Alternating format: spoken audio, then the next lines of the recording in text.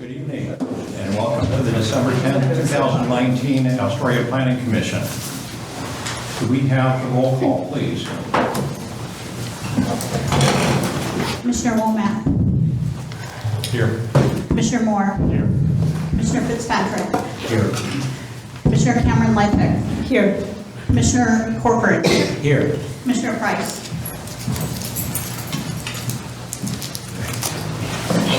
I don't know if she's absent or has she contacted? No. Okay, so we'll see when she shows up and determine if she's absent. We will note when she shows up. Thank you. And for the record, we started at 6:30 p.m. Have the commissioners had an opportunity to review the draft minutes from the November 26, 2019 meeting? We will note that they were received just before the meeting this evening. I'm sorry. And the record will also note that Commissioner Price has joined us at 6:31 p.m. So, minutes. Anybody have any questions, changes, amendments? Would the commissioners prefer to have more time to approve these possibly at a later date? I would. Could we have a motion? I move that we defer the adoption of minutes to later in the proceedings. Which I said is time specific. We'll do the time specific for that next meeting. Do we have a second? I think. All those in favor? Aye. Aye. Opposed? Motion carries. So,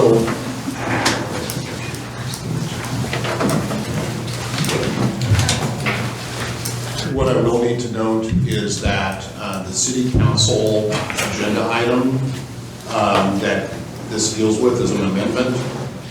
Will be going to council, so we'll be having to provide the draft minutes to the city council in their record for this item, because I don't believe that you meet until after the city council hearing.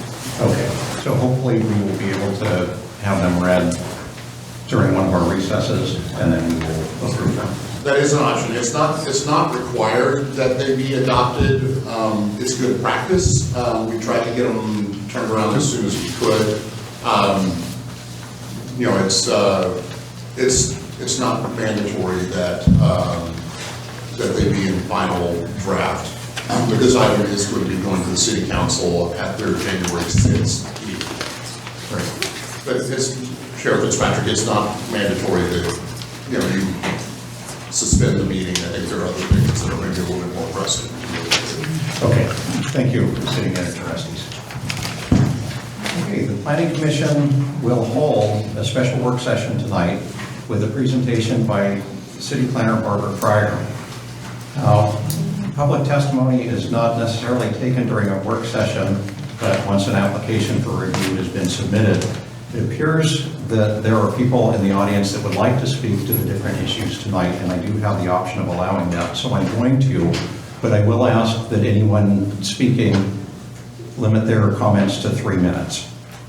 And if you would like to speak regarding something on our agenda or a non-agenda item, please use the sign-in sheet located on the side table. And we will hear public comments not relating to anything that we have to do with the work session this evening after the work session is closed. So, Planner Fryer. Thank you. So we're here to discuss 4 items on the agenda tonight. Accessory dwelling units having to do with legislative changes, and then also the countywide housing report and some recommendations from that. Temporary warming centers.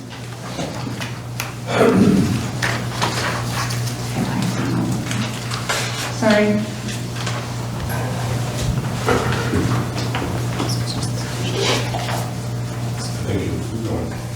There. Okay, temporary warming center.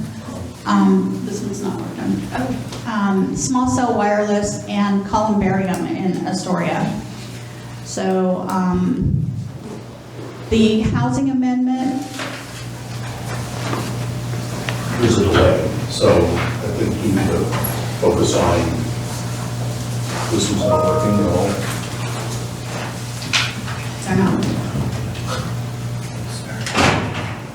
There we go. Okay, so the first proposal has to do with housing. House Bill 2001 was passed in 2019. And generally, the regulations apply to cities greater than 10,000 people. The issues that relate to populations of cities that are 25,000 and greater include accessory dwelling units. And so we must allow an ADU, an accessory dwelling unit, anywhere a detached single-family dwelling is allowed. Okay? It can be interior, so a floor, a basement, an attic, a floor of the dwelling. It could be an addition, and it could be a detached dwelling. The two primary things that we can no longer require are owner occupancy and off-street parking. That does not mean that you can't require the off-street parking for the primary dwelling. So the primary dwelling still would require 2 off-street parking spaces, and we just could not require additional spaces for the accessory dwelling unit. So the countywide housing study looked at increasing the maximum size of accessory dwelling units as a percentage of the primary dwelling from 40% to 60 to 80%. So that you can get a bigger accessory dwelling unit. Some of the other things that they requested that we consider is allowing 2 accessory dwelling units per lot if one is attached and one is internal. And that's a consideration, that's not a requirement. They also said to consider allowing accessory dwelling units up to the height of the primary dwelling. So this would be very effective for, say, somebody who wanted to maybe convert their garage to allow for an apartment above the garage. And to clarify whether the unit may be attached, detached, or internal. And we talked about that a moment ago, having to do with the legislation, and that it requires us to allow all 3 types. It also recommended removing owner occupancy and to reduce or remove the minimum off-street parking. And that's the countywide housing study, so they're duplicative of the legislation. I would note that with the county housing study, that was completed before the legislation was adopted at the state level. So what was a recommendation before, as a part of the county housing study, became law in the state of Oregon subsequently? Some of the other countywide housing strategies that we'll consider later as a different amendment is looking at minimum densities. The recommendation is that in R3, the existing lot size requirements limit the density to less than the maximum allowed. And so they recommend that we consider looking at minimum densities. They recommend that we consider adopting a greater intensity zoning district for more intensive housing, so maybe an R4 in certain areas. Allowing high-density housing in commercial areas, allowing vertical mixed-use development outright, limiting short-term rentals in residential zones, and there's another number of ways to do that, and the report talks about some of those ways. And then the last item that the countywide housing strategy talks about is workforce housing for working people. And we've had a number of inquiries about different items, such as single room occupancy. That's where a room is provided for a person to live in, and the restroom is typically down the hall, and that there is a shared cooking facility, as opposed to a studio where the cooking and restroom facilities are typically integrated into the unit. We've had a request for dormitories, and so considering allowing more than one person to stay in a room, such as 4 to 8 people in bunk bed type situations, like a dormitory. And other group housing that has been proposed or has been talked about is different types of senior housing and potentially co-housing. And so allowing for some different types of housing in our, perhaps R3 zone, would allow for these types of housing to occur. So, let's see. So I have identified specific changes to the development code with regard to accessory dwelling units. And at this point, we can open up the discussion, if you will, to the information that you've heard thus far, or we can go through the proposed changes to the accessory dwelling unit legislation as I've outlined in the memos that you received. So it's your choice how you want to proceed at this point. Do any of the commissioners have a very strong feeling one way or the other on this? I think I'd like to step through the proposed changes before we have any extended discussion about additional changes. I like that idea.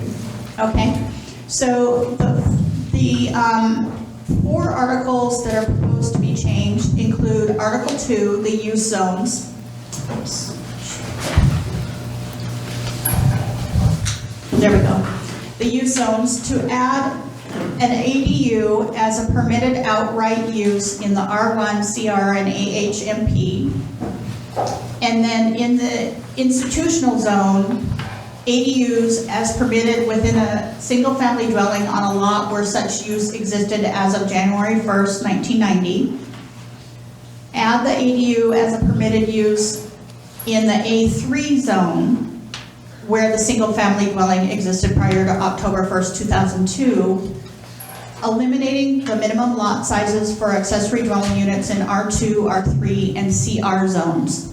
And what that means is that currently today, if you have a 5,000 square foot lot, let's say, and you want to build an ADU, you have to have an additional amount of square footage. It differs in the R2 and R3. And so we would propose eliminating that, because in order to allow outright an accessory dwelling unit wherever a single family dwelling is permitted, you would have to get rid of that requirement. Now, that doesn't mean that for a duplex is different. You would still allow that requirement in the code. So it's just for accessory dwelling units. And remove the conditional use permit requirement in R1 and eliminate the parking requirements throughout.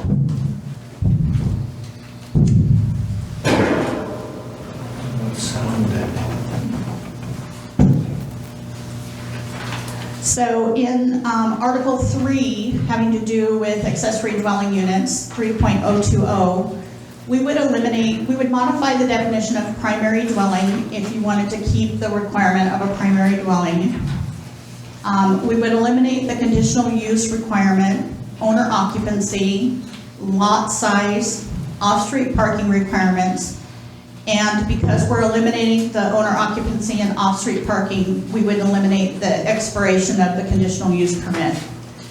And then in speaking in our Wednesday morning interdepartmental meetings, we talked to the fire department, and one of the things that they're concerned about is getting back to some accessory dwelling units. And so trying to have either a 10-foot side yard or having something so that it's clear passage for the fire and rescue people to get back to the accessory dwelling unit.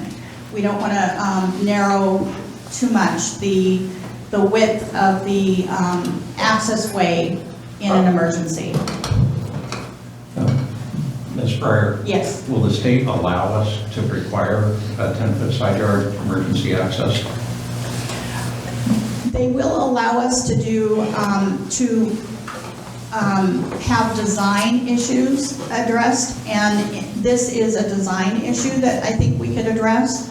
I can clarify that with DLCD, with the Department of Land Conservation and Development, if this is something that you guys want to move forward with. Okay, thank you. Yes. So Article 7, the off-street parking and loading section, we would eliminate the parking requirement for accessory dwelling units and add the statement, no additional parking is required, just so it's clear that the primary dwelling still requires parking. And then under Article 11, conditional uses, we would eliminate the accessory dwelling unit in R1 as a type 2 conditional use.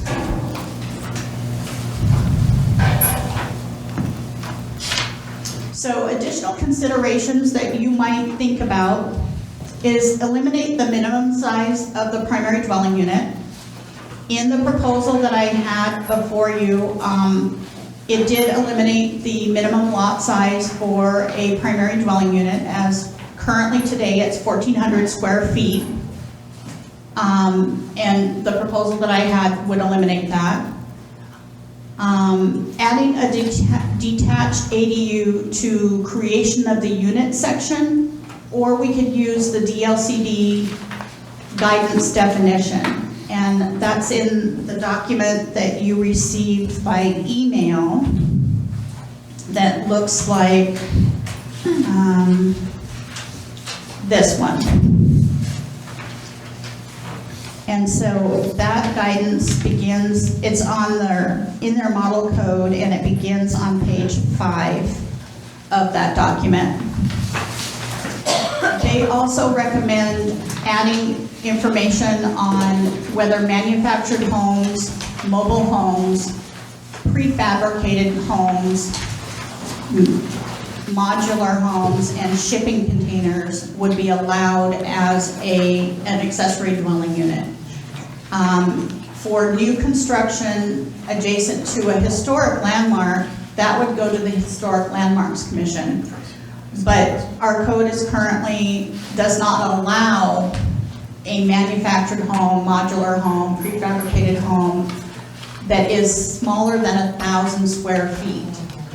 So we would need to clear that up in the code if you wanted to move forward with allowing for those type of homes. Ms. Fryer, can I add something to that? So when let me back up. The Planning Commission and the City Council worked through some changes to our accessory dwelling unit code in 2016. There was subsequently a one-year review of this code by the City Council, and the issue of allowing a modular or manufactured home came up at that time at the City Council meeting. And one of the things that the City Council has directed the Planning Commission to do as a part of this amendment is to determine specifically whether or not to allow manufactured or modular homes as accessory dwelling units. They've asked the Planning Commission to have a dialogue, and there are representatives in the audience tonight who are prepared to discuss this, and these are the same representatives who came to City Council to raise this concern when it went before them at their one-year review. Thank you. So there are 3 more recommendations, or actually prohibit, so there are 5 more things. Prohibit homestay lodging in the ADU. I'm recommending that we do that because this is really to help solve a housing crisis, not to solve a second unit, or, I believe we do. So to maintain that prohibition.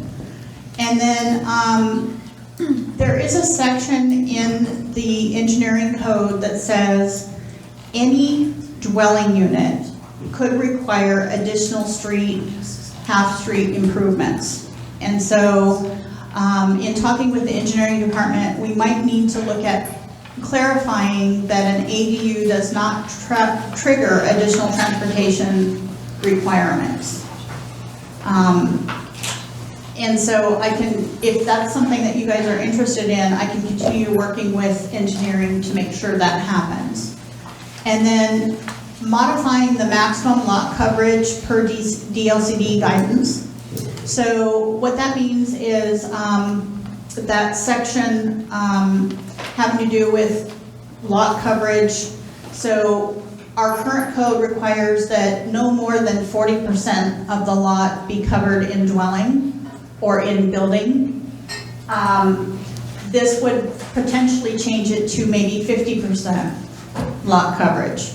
So it's something to talk about whether you want to change that or not. And then another one is to talk about whether you want to allow 2 units if one is internal to the structure. So I'll need your guidance about that.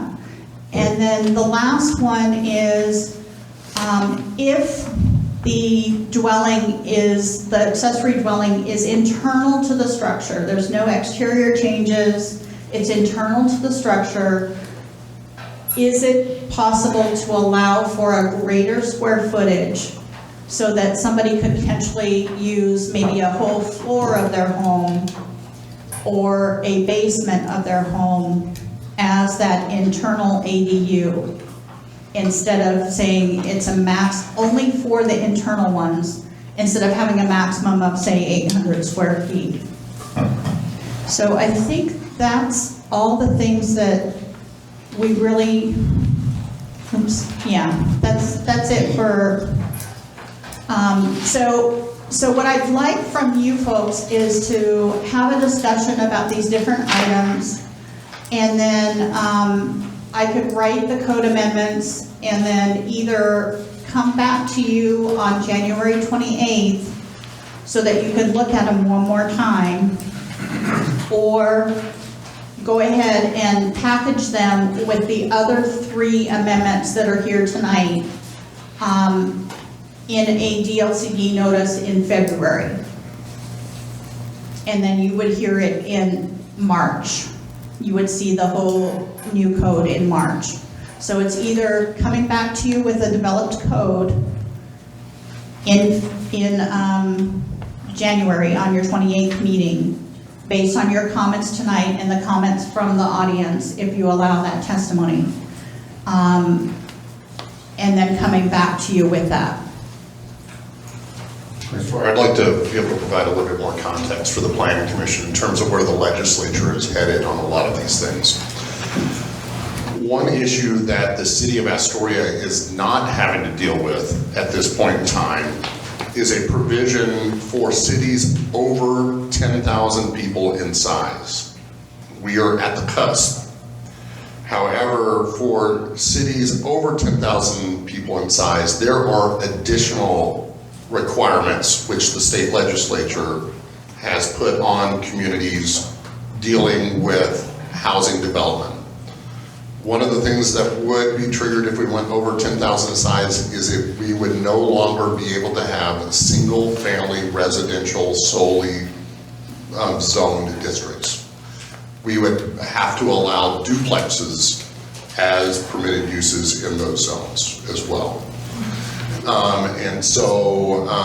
So communities over 10,000 in size across the state of Oregon right now are having to go through and update their codes to be able to allow that duplex use in currently single-family residential districts. We're not there yet. That could be something that could be a community discussion for later on if the Planning Commission or Council wish to dialogue about that. But I think you can kind of see a trend in terms of where the legislature is heading in terms of being in requiring local jurisdictions to have a higher level of density within their residential areas. Great, thank you.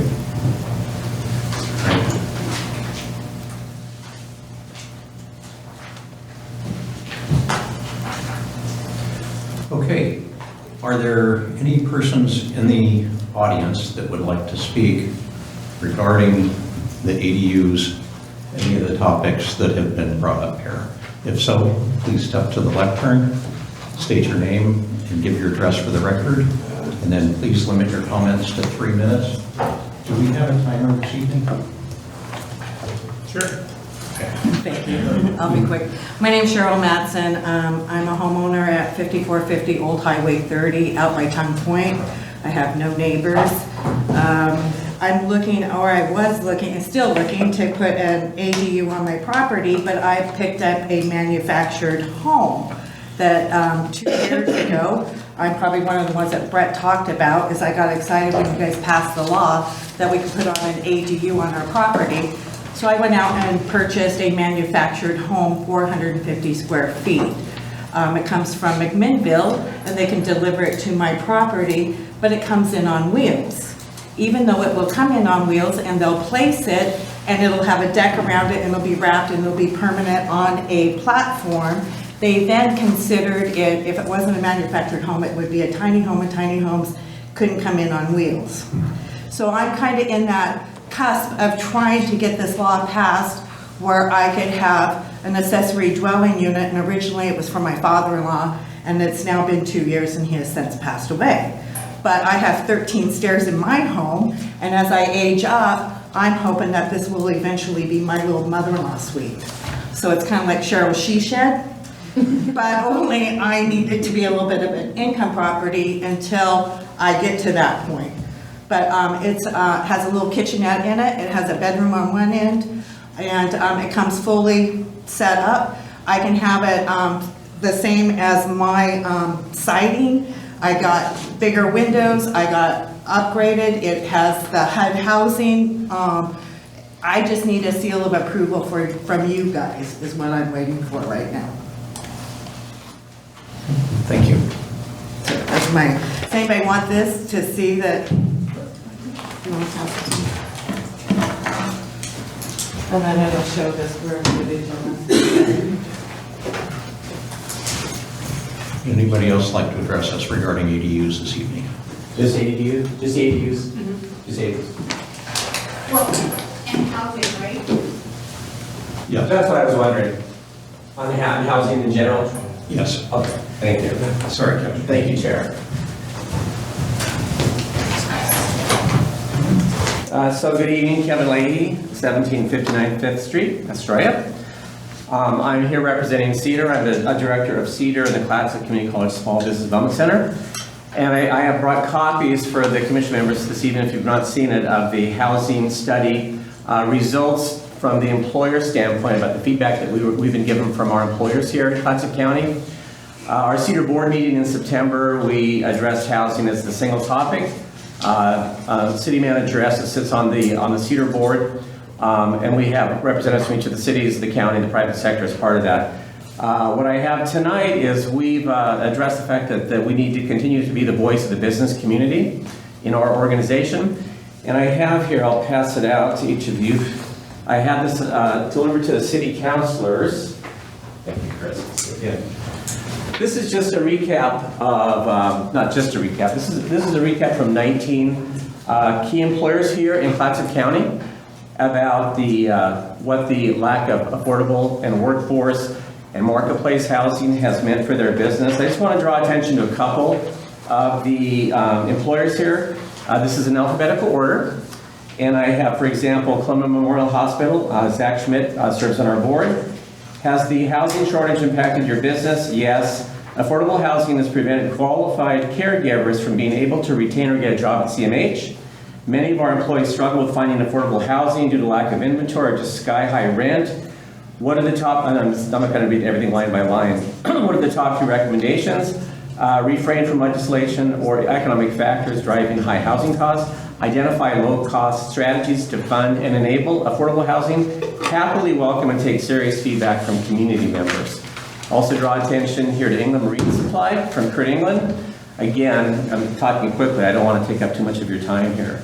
So has it impacted your business? Yes, our fish processing customers are having a hard time filling their employment needs, of which some is due to a lack of affordable housing. Recommendations: reduce the regulatory cost of housing projects, speed up the permit process, be more liberal in allowing housing projects on available lands. All these things I know that you are aware of and well aware of, and I'd say that we just stand ready to assist City of Astoria, the other cities in Clatsop County and the county to any kind of collaboration and conversations we can have to assist our business community. I'm also being the SBDC director. We serve almost 200 clients a year, and the number one issue facing our small and large businesses is housing and workforce, and we work very diligently on both of those. So thank you for your time. Thank you, Mr. Leahy. Is there anyone else that would like to address the Planning Commission this evening regarding ADUs or the proposed changes?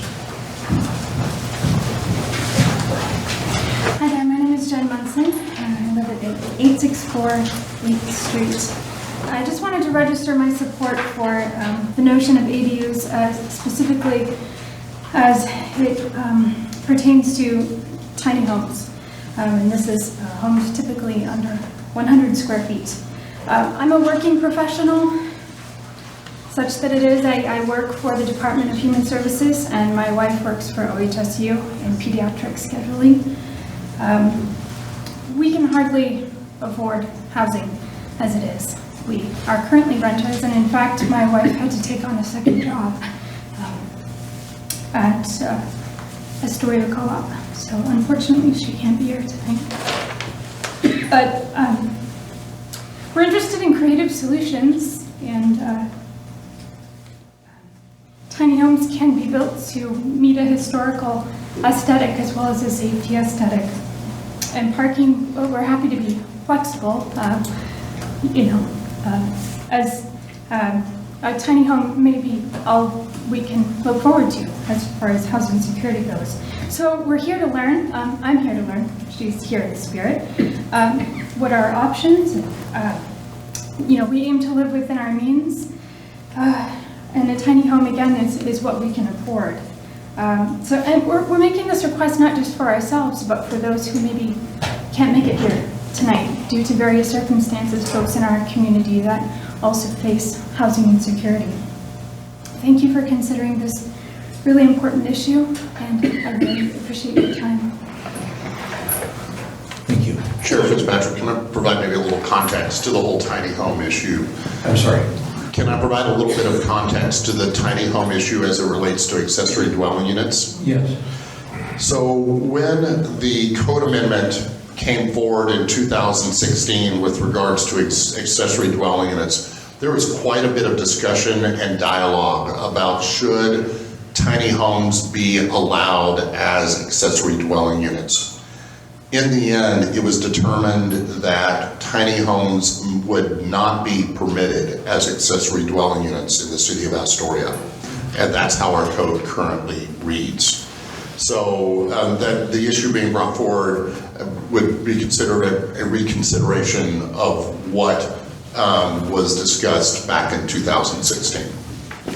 Thank you. And while we're on the subject, what does the square footage maximum that the city recognizes as a tiny home? That is a difficult question in that over time the state of Oregon has been working to develop standards in terms of what is or is not a tiny home. And between the state of Oregon Building Codes Division and Department of Land Conservation and Development, they've gotten further than they were in 2016, but there still is some ambiguity as to what truly constitutes a tiny home. But really at the time, what the Planning Commission and City Council decided is they were not going to allow small residential units on chassis to be brought in as an accessory dwelling unit. Okay. Have they given a range on the square footage, Brett? I don't know where, we would have to go and do initial research. 300 or? Yeah, I think it really is a mechanics of how big can you build a unit that can be road legal. So there are, of course, height, width, and length standards that would qualify in terms of what is mobile to be on a chassis. Great, thank you. Commissioner, or Mr. President, may I Well, Ms. Pryor may have a little bit. Questions? provide some thought? It's my recollection that in 2016, when we talked about this before, the primary concern wasn't necessarily that it came in on wheels, because it was intended to be put on a foundation or a slab, but it was the construction method used, because they were built to RV standards as opposed to our building code. And so I think that seems like it might still be up in the air in terms of something that arrives on wheels wouldn't meet our building code because it's constructed differently. Would that be the same for a manufactured home conversation that we heard I was going earlier? to ask for just some distinctions, the definitions of manufactured, tiny home, and modular homes. So I would like to try to shed some light on this. So a tiny home can be stick-built, it can come on a chassis, or it can be a modular home. So it can be any of those three different types of product. Typically, a modular home can be built to either manufactured home standards or stick-built standards. It depends on the modular product. I know of one particular modular home product here in Oregon that can be built either way. And you specify when you order it, which way you want it built. It comes on a flatbed in 1 to however many pieces you decide to get in terms of square footage. The minimum square footage that this particular modular home product provides, the smallest one is 400 square feet. The largest can be as big as your imagination. The typical tiny home is around 100 square feet to 400 square feet in the research that I've done.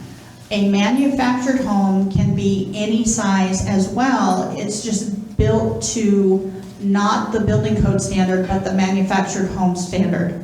And then the tiny homes that are on a chassis typically are built to the RV standard. And so there are different standards for building code issues. The city of Cannon Beach allows modular homes that are built to the stick-built standard, but they do not allow the other types of homes. And manufactured homes typically are required to be allowed in single-family, anywhere a single-family dwelling is allowed, but that doesn't mean that you have to allow a manufactured accessory dwelling unit. I hope that's clear. You have some choices. Did that answer the questions for me? Great. Anybody else like to address the Planning Commission this evening?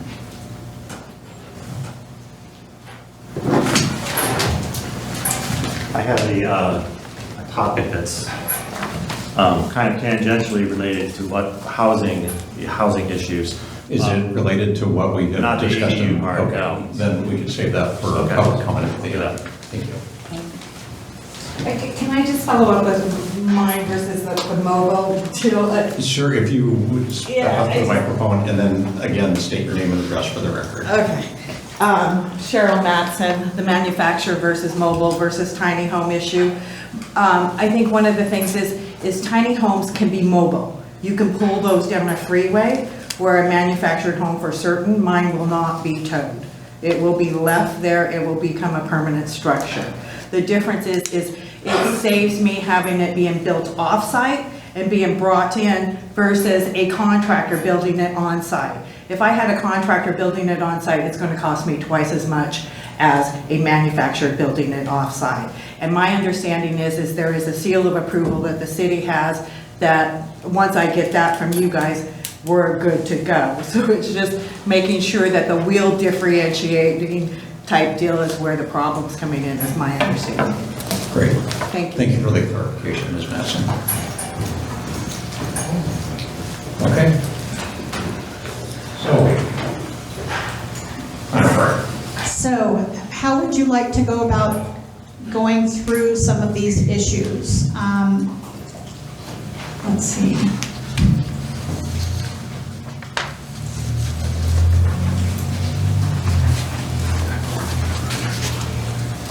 So, oops. There we go. The consider items here,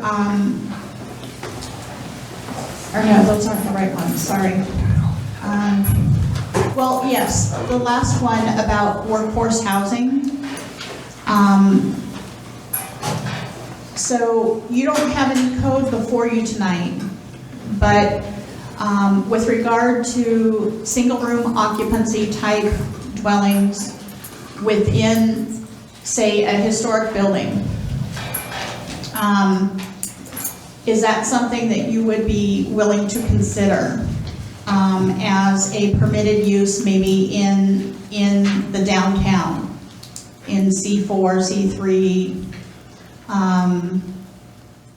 maybe even R3 in a more intense building? So, Ms. Frye, let me provide a little more context to the single-room occupancy issue.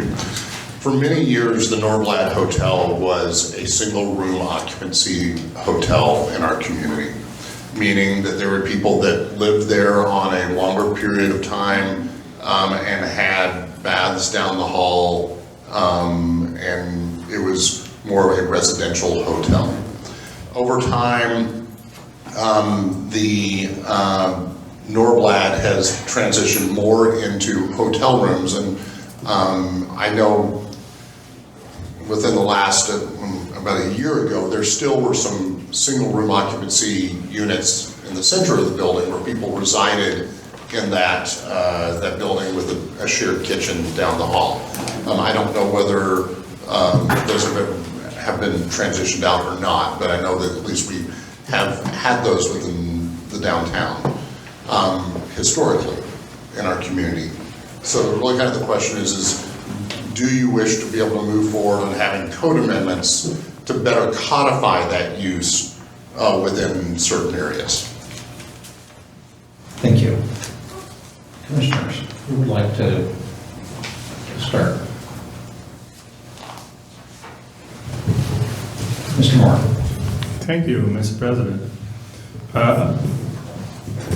I would be interested if there's a large demand in terms of buildings that would be suitable for such single-room occupancy modes here in Astoria. I have no idea how many structures that would appeal to, or but definitely in the denser zoning, I think it's something to think about.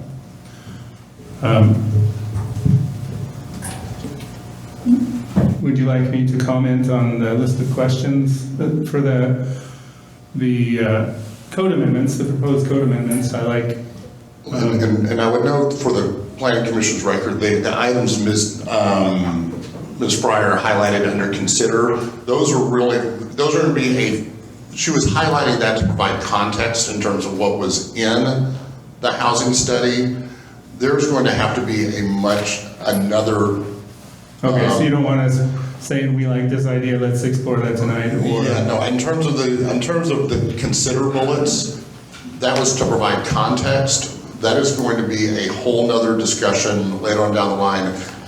Many of those items under the consider bullets were part of the Planning Commission's and City Council's discussion the last time that we dealt with accessory dwelling units.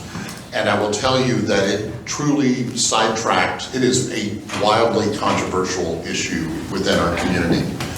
And what at least staff is wanting to do is be able to get through some of these other issues first, and then we'll come back some of the issues dealing with density and some of those elements at a later time. So specifically, are you talking about the list of like eliminate minimum primary unit area, that list, So- Article 2? No, if you look at the countywide housing strategies list, there is the one, right now we're looking at the needed workforce housing for working people, the different types of definitions of housing.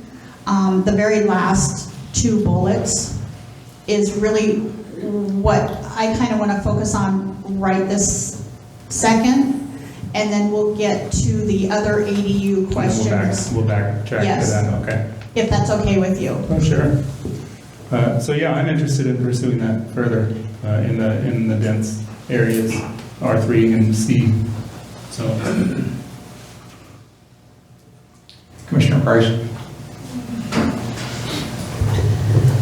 Okay, I have a number of questions. The first is, what sort of communication has there been between the city and Salem about this? About Salem requiring all cities to meet these standards that really are more applicable to the I-5 corridor? I'll tell you, at the League of Oregon Cities Conference this last year, there were a number of communities that were unhappy when this was presented by a Department of Land Conservation and Development representative.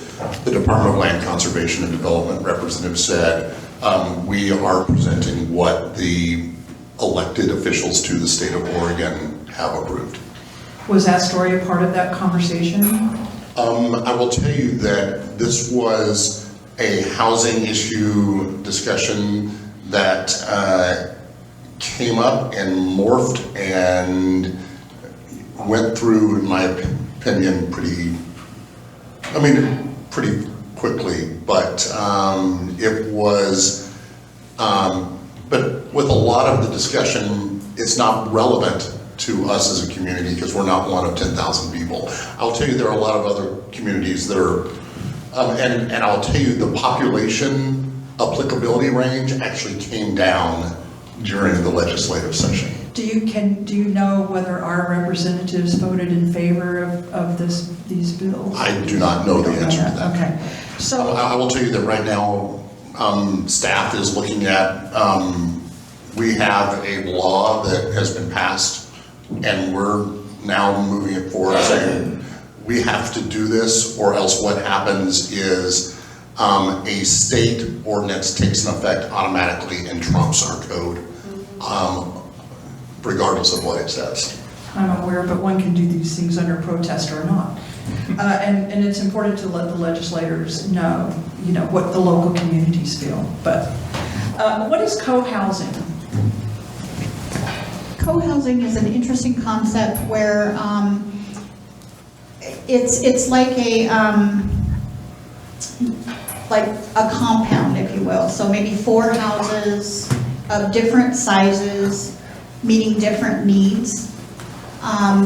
And typically, there would be an older person living in one of the units, a younger person living in another unit, a family in another unit. So they're sized for different types of people, and they're typically for people who are of a lower income, because you can get a better economy of scale by living in close proximity to one another and sharing common elements. So would the Astra Hotel be considered a co-housing building? No. No. Okay. So it has to be an actual compound with separate units? Typically it is, yes. So co-housing, and typically they own the land in common, and that the units themselves are separate. So let me put another kind of spin onto it that was looked at locally. There were a number of senior individuals in Astoria, I'm going to say probably about 8-10 years ago, who were looking at this concept to where to where they were looking at purchasing property where you could have a number of people who are senior citizens, maybe retired, and they are able to continue to age in place as a community. And so that there's not a caregiver, but the community itself takes care of one another. And there were a group of individuals in Astoria who were looking for property to be able to accomplish this. And that would be considered co-housing? Yeah. Okay. Barbara, you mentioned, excuse me, and I didn't write down what it was. There was a 2002 date as a sort of a dividing line between one thing and the other, and I can't remember what that was or why that date was picked. Yes, there are some, what? Okay, just a second.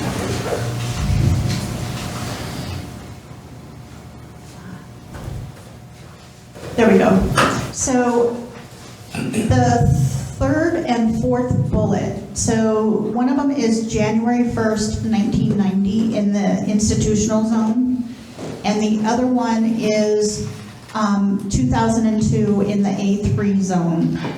And that's because in those years, there was a change in the permissions, and any single-family dwelling that existed prior to that date was allowed to continue, but no new homes are allowed in those zones. Okay. And so we want to be sure that if those single-family dwellings, those owners of those single-family dwellings, if they want to do an accessory dwelling unit, that we would permit that. Okay. Do you know how many ADU permits have been taken out since the 2004 ADU amendment was passed, or perhaps more recently since we made some changes a couple of years ago? I don't have those figures off the top of my head. I can have them for you at our next meeting. And is there any data anywhere supporting the fact ADUs as creating affordability within a community? It is hit and miss in terms of affordability, because it really depends on the location, the size of the accessory dwelling unit, and what the owner chooses to charge for it. So it's a free market, so it depends on location, really. Right, and size seems like an important thing for us to be considering as well, since the big word here is affordability, but none of the communities that I'm aware of, ADUs actually really do create affordability, because they are expensive and they're, they're quite nice places to live. And so my last question is, do you see that any of this is in opposition to our comprehensive plan that as it exists now in terms of livability and other sorts of things that certainly on council a few land use issues came in, whereas maybe in the development code things weren't quite specific. One could certainly hang one's hat on the community plan, on the comprehensive plan.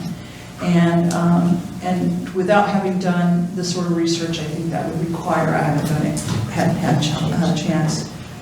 It seems that there might be some issues there. Have you had a chance to take a look at that? I have, and I've looked into specifically about density. And while the density of a particular area is defined in the comprehensive plan and in the development code, adding an accessory dwelling unit, while we might think that it's changing the density of that area, the Department of Land Conservation and Development has said that we cannot consider that as a change in density. And so from a comprehensive plan standpoint, yes, it does make a difference. But from a state mandate standpoint, we can't consider it. Thank you, and thank you, Mr. Chairman, for allowing me for these clarifications. And just, I think if it's a specific issue that we're looking at right now, is it SROs in historic buildings in C3, C4, R3? I don't have a particular problem with that if the neighbors don't. Mr. President, can I ask a follow-up question related to a question Commissioner Price asked? I would allow that, Commissioner Moore. Thank you. Could you explain what the difference between co-housing and cottage housing would be? Because our development code does have cottage housing that would be, I mean, is it the same thing or similar, or how would they differ? Typically, co-housing, there's a relationship between the people in that development. They sign agreements, or they commit to caring for one another in some way, shape, or form in co-housing.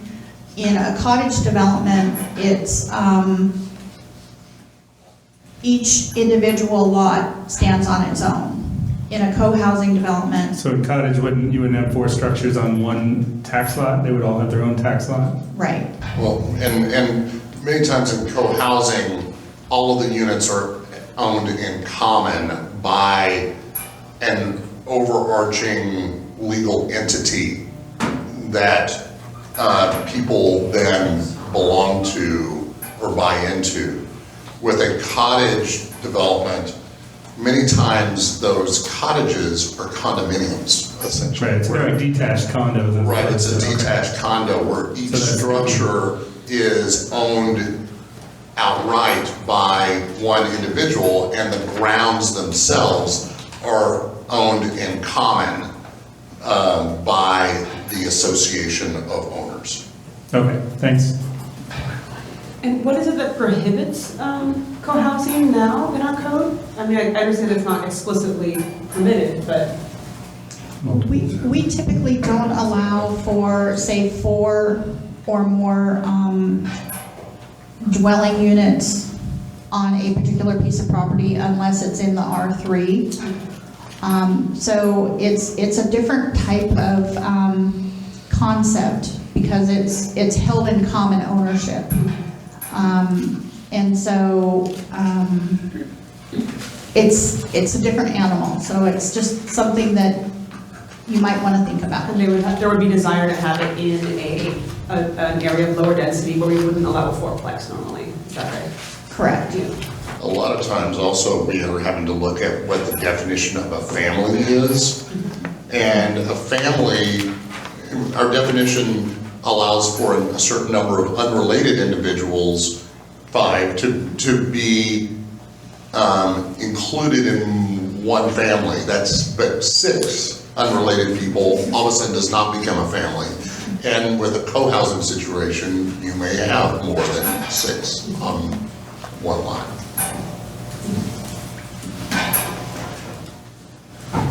Okay. Ms. Cameron, would you like to? On SROs, yeah. Yeah, I'm also happy to, I'm comfortable with the idea of having SROs and dormitories, something, this group kind of housing, especially in the downtown area. I think that I've been in some of the Norblad units, and the kind of people that I know that have rented those units have been people that work in the service industry. There is a great location for that kind of housing, and something with the Norblad standards, yeah, it was comfortable. I think it was a positive effect, and I think that, yeah, a lot of people really enjoy that level of kind of communal living, not having too much responsibility. I think it would be a great fit for our downtown. Thank you, Ms. Cameron. Mr. Corcoran. I would agree that opening up lots of creative solutions to the range of housing challenges we have is good, and moving forward in that direction, I fully support. Great. Thank you, Mr. Corcoran. Commissioner Womack. Well, I'm in agreement with everyone up here. I agree with the SRO in the downtown district. Can I ask staff how many, if that's been in the past, have we had particular interest in that hasn't been allowed in the past, that might have interest in the future? Right now, we have one entity that is looking at doing an SRO, and we have one entity that's looking at doing a dorm. And then we have another entity that would like to do, to look at a bed and breakfast, allowing for women over 65. So a retirement if you will, for seniors. So, and because it's a bed and breakfast where the restrooms are not, they're held in common, they're not in each bedroom, they want to limit it to females so that there isn't a gender issue. So are these creative solutions for existing structures, or were these for new structures? All of the ones that people have talked about right now are existing structures. And I fully support moving forward with that. And I'm in agreement with my fellow commissioners.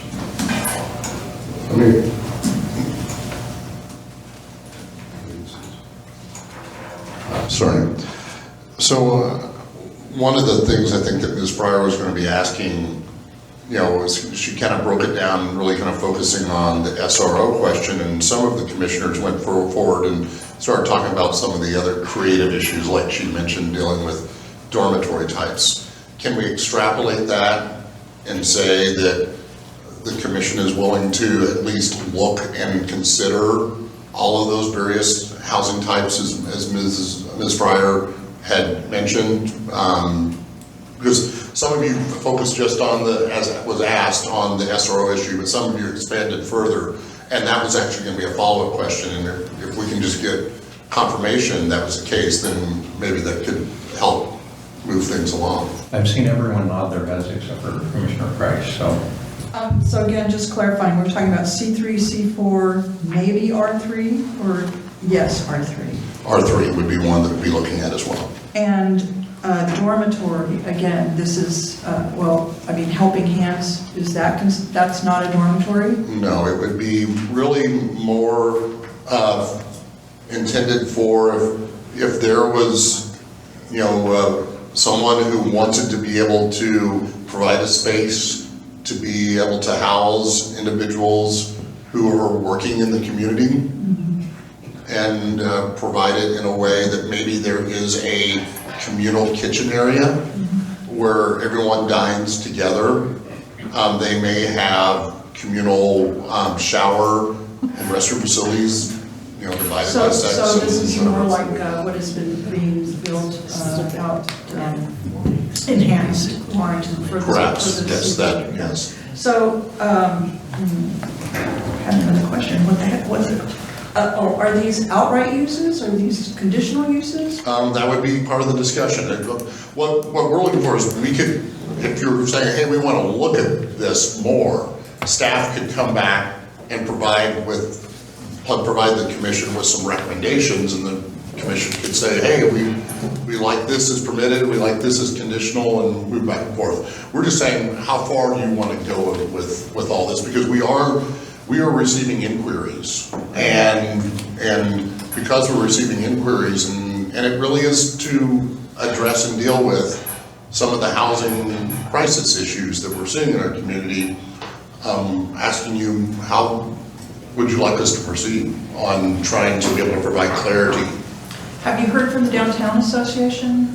Has there been any communication with them about this, or this is the first public? At their last, at their board meeting last week, I informed the Downtown Association board that this was going to be, that these issues were going to be discussed tonight. Okay. Well, just to. They do have one board member in here tonight. They do. Which one? Well, why don't we allow Commissioner Price to finish, and then. Okay, so SROs, C3, C4, this is a big change for Astoria. And so I do think that neighbors need to be asked about these things. Could I ask a So follow-up maybe to that makes them a conditional use.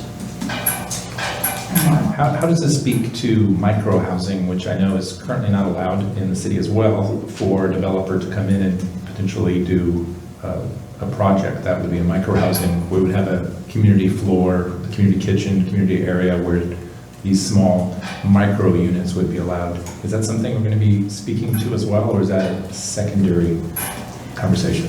I would say that that's very similar to an SRO, so we could write it broadly enough so that it it encompasses that, if that's something that you want to explore tonight. We're open to all kinds of options. And we're looking at these 3 types of housing because we do have people who are interested in them.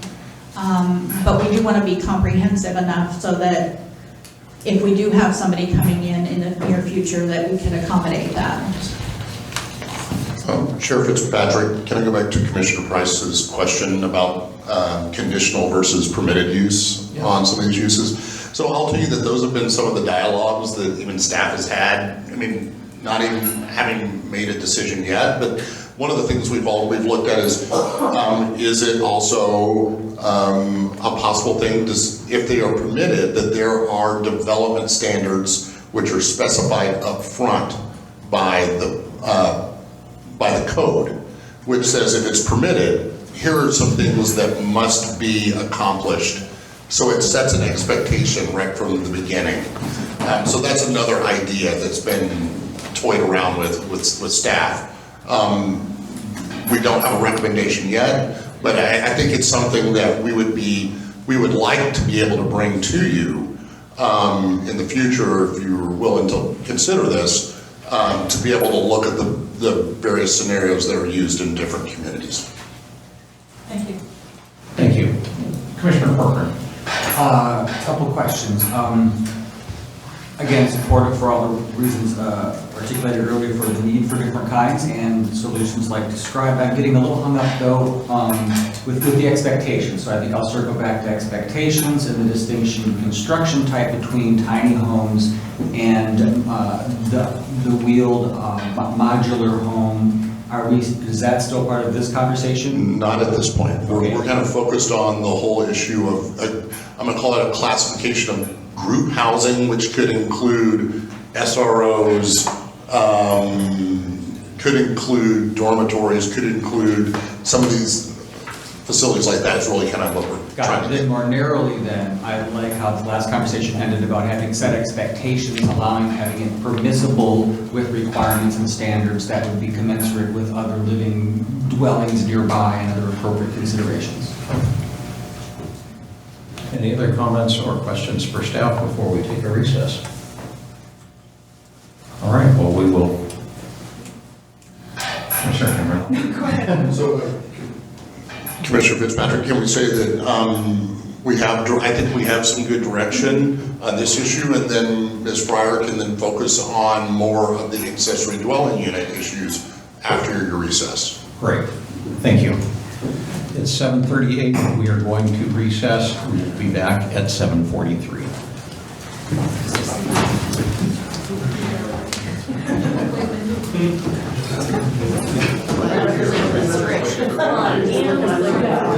We are back in session.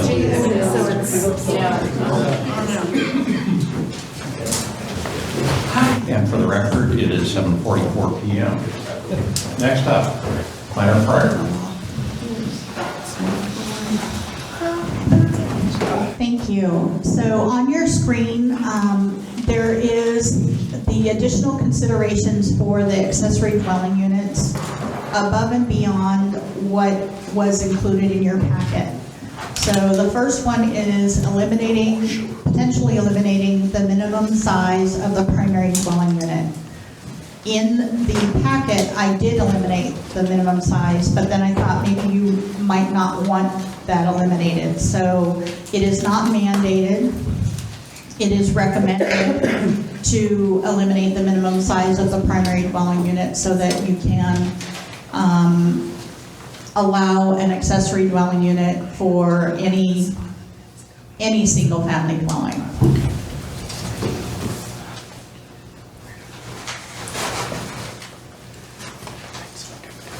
Do you folks have a feeling about it? A preference?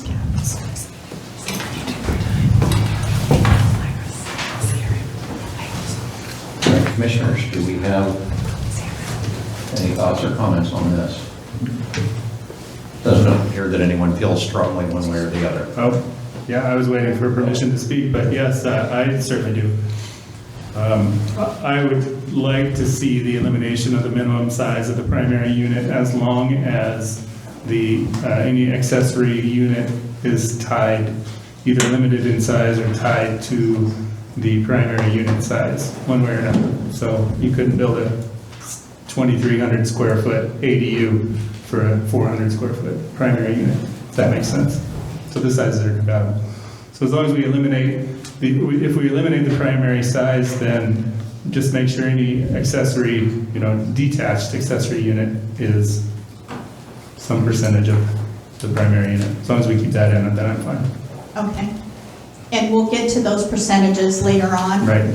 And minimum or maximum size. Great. We'll talk about that in a minute. Any other thoughts on that issue?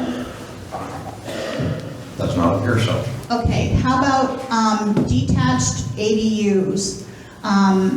Do you like the DLCD definition that's in the model code on page, where'd it go? Sorry. Page 5 of the model code.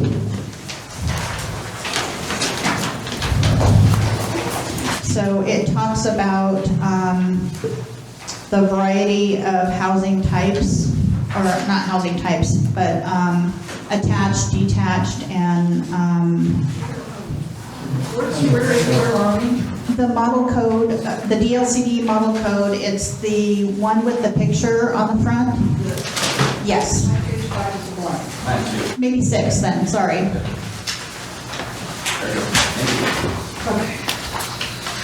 So on page 6, it talks about definitions for what is an accessory dwelling. We can either go with something like that, or we can modify what we have where it talks about creation of a unit. Right now, it talks about a variety of, that you can only have an internal unit or a, I believe that it's the detached unit has additional requirements to it right now, but in the future, we couldn't do that. I'm sorry, so are you asking us if we want to have 1 unit or 2 units? No, the definition. The definition. It's actually on page 7. Yeah, the very end of page Oh, 7. sorry. Definition, okay.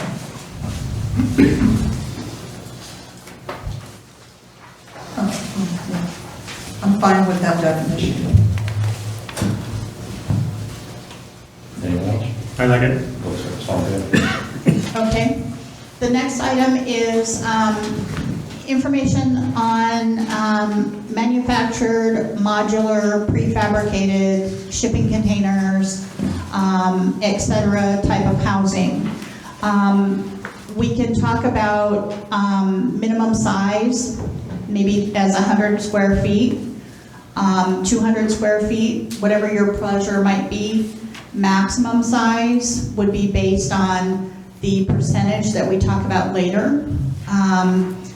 But in terms of, do you want to allow a manufactured home of a minimum size of, say, 200 square feet, 100 square feet, 400 square feet? What do you think might fit with the character of neighborhoods?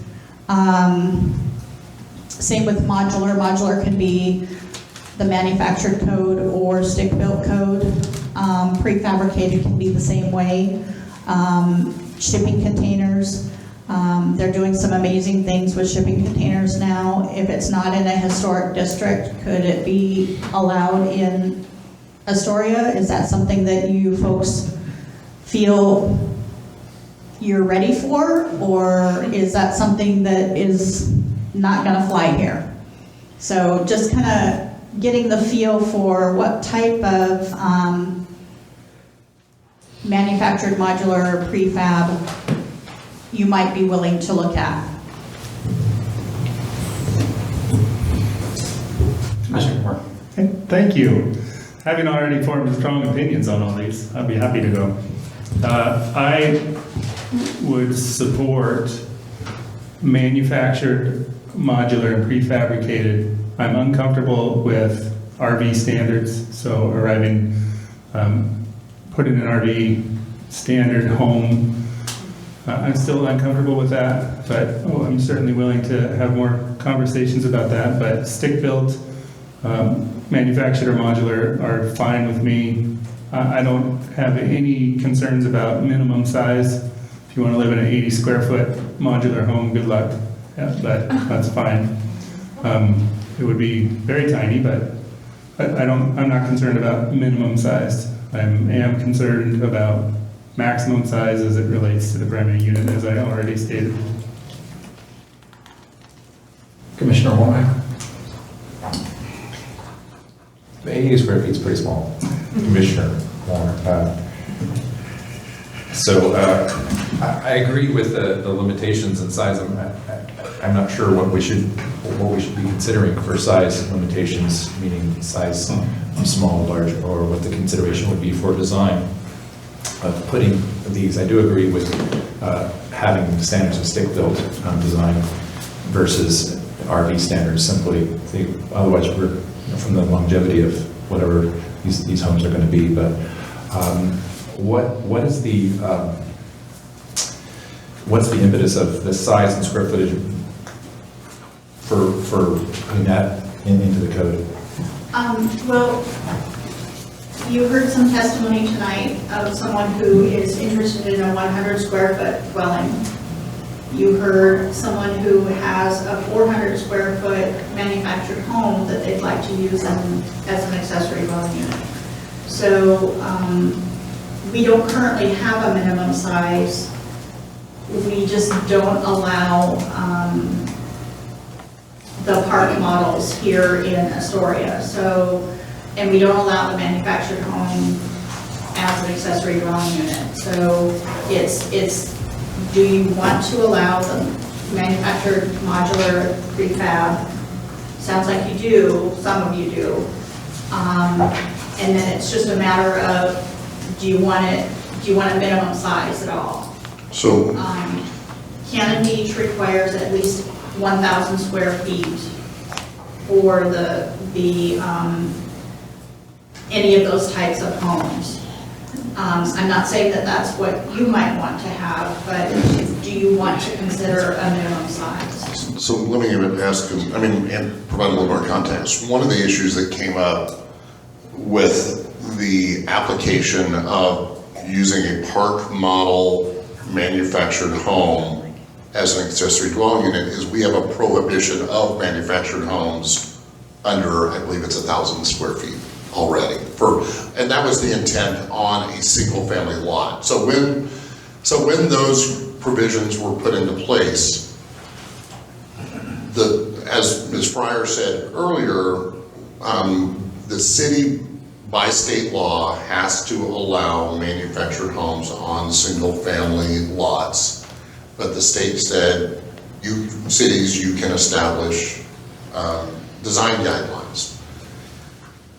I wasn't here when those were put into place. That really became an issue probably before I even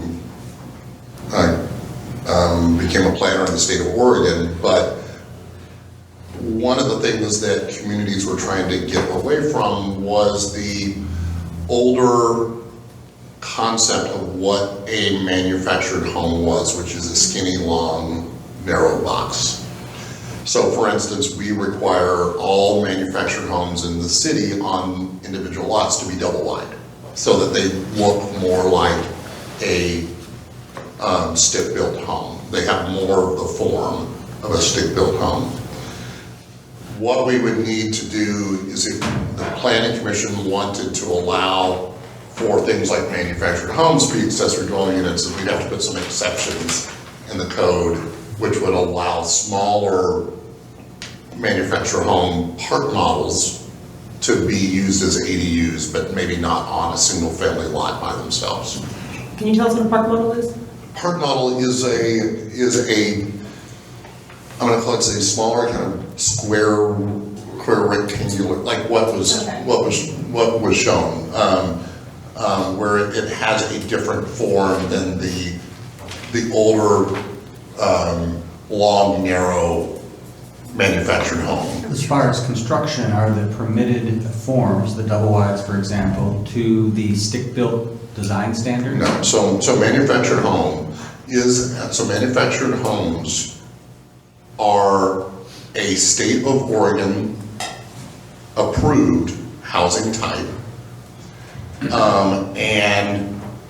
If someone buys a manufactured home, it is going to be constructed and inspected at a plant where it is built. And it is going to have a label with a state of Oregon certificate on it. And so our building official is going to be looking at, does that manufactured home have its state certification on the side of it? And if so, our building official does no inspection of the interior of the unit. They look at, how it's put together, but a manufactured home can come in a part model form, it can come in a single wide form, it can come in a triple wide, it can come in a quadruple wide. I mean, there are so many different building forms that can do it, but they're all built to a different state of Oregon legal standard. So there's no way to require a stick-built standard of a manufactured home in the city of Astoria? No, a manufactured home is a housing type. And we do have to permit manufactured homes by state law in single-family residential zones. Would it be possible to have all ADUs go through the design review committee for appropriateness to various design considerations and guidelines? So the Department of Land Conservation and Development. The Department of Land Conservation and Development said that you can include design standards. So you can have clear and objective standards. You could potentially require design review in certain circumstances. Say you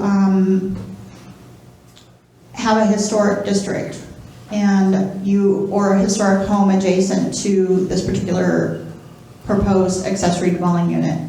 It could go through historic design review, Historic Landmarks Commission. In terms of design review commission, I think that the DLCD would rather have clear and objective standards that could be done on a staff level so that it's more permitted than having to go through a hearing. Because since we can't address the stick-built versus not, it comes down to an aesthetics only sort of consideration, I guess, and so that's why I brought that up. Well, you can deal with the stick-built or not by not allowing manufactured homes. I mean, so that's what's in place now. But I thought I heard you say that we have to.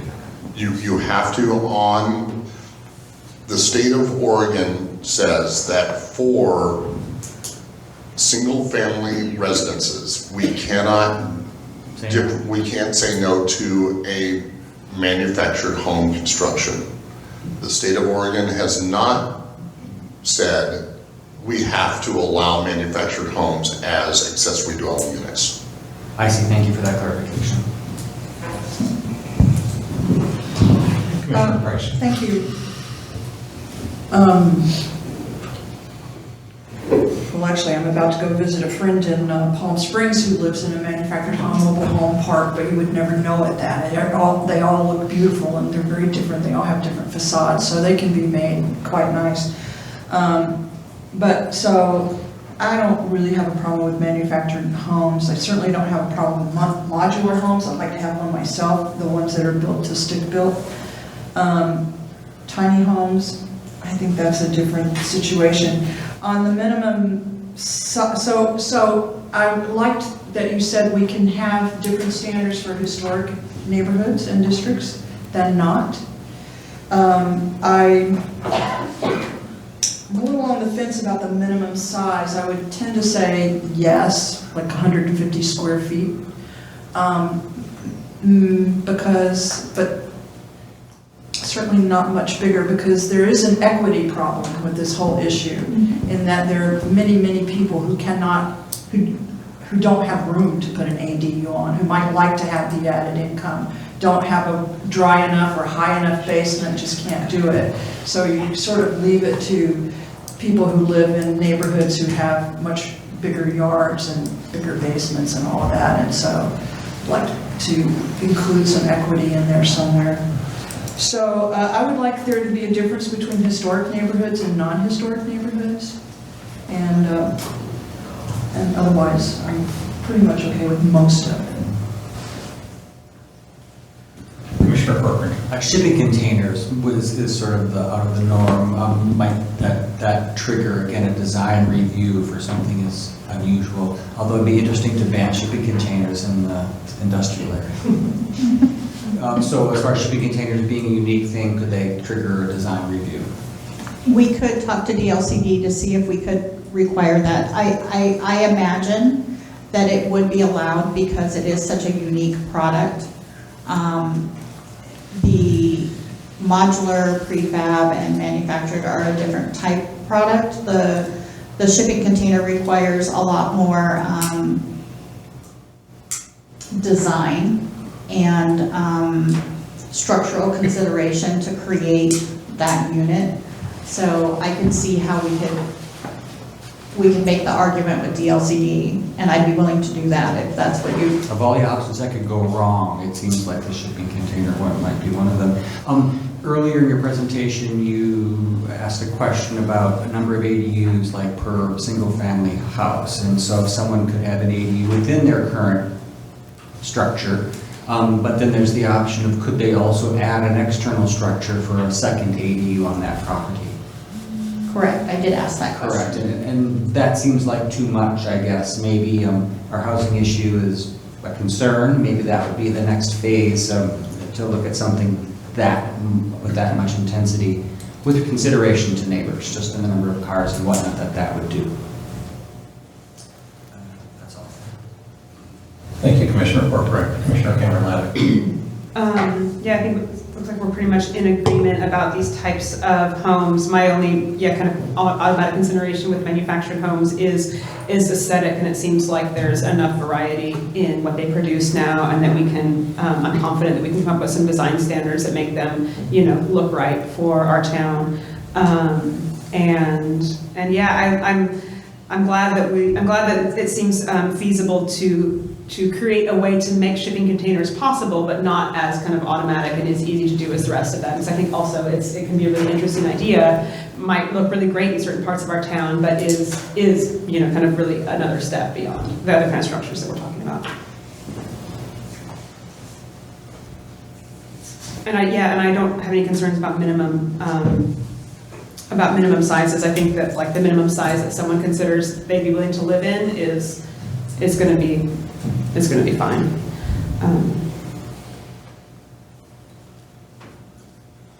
Thank you, Commissioner Cameron-Laddick. I have a follow-up.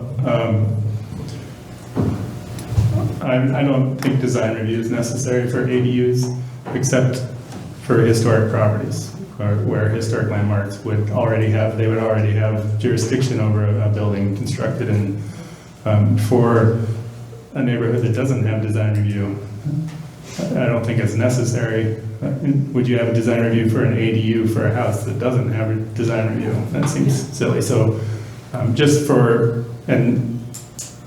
wouldn't a structure built on a historic property already be subject to historic landmarks, right? Yes, that's correct. Or adjacent or within, so we should be covered by it.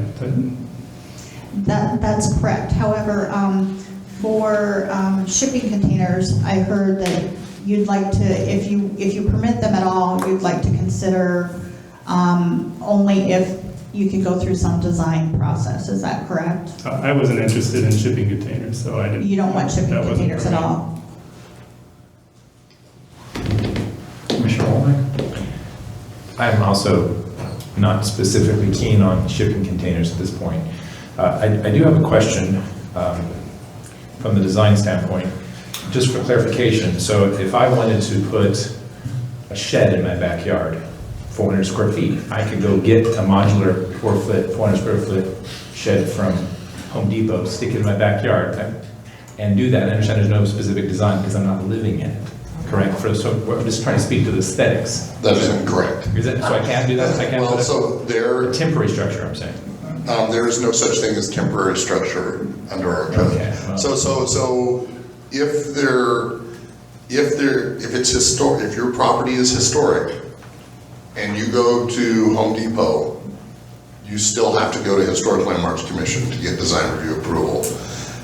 There is a provision that, and I can't remember what the building code exemption is. It used to be 100 or 150 square It's feet. 200 square feet, yeah. Okay, that you can get a structure under, if it's 200 square feet, according to Oregon Building Code, and put it on your property without a building permit.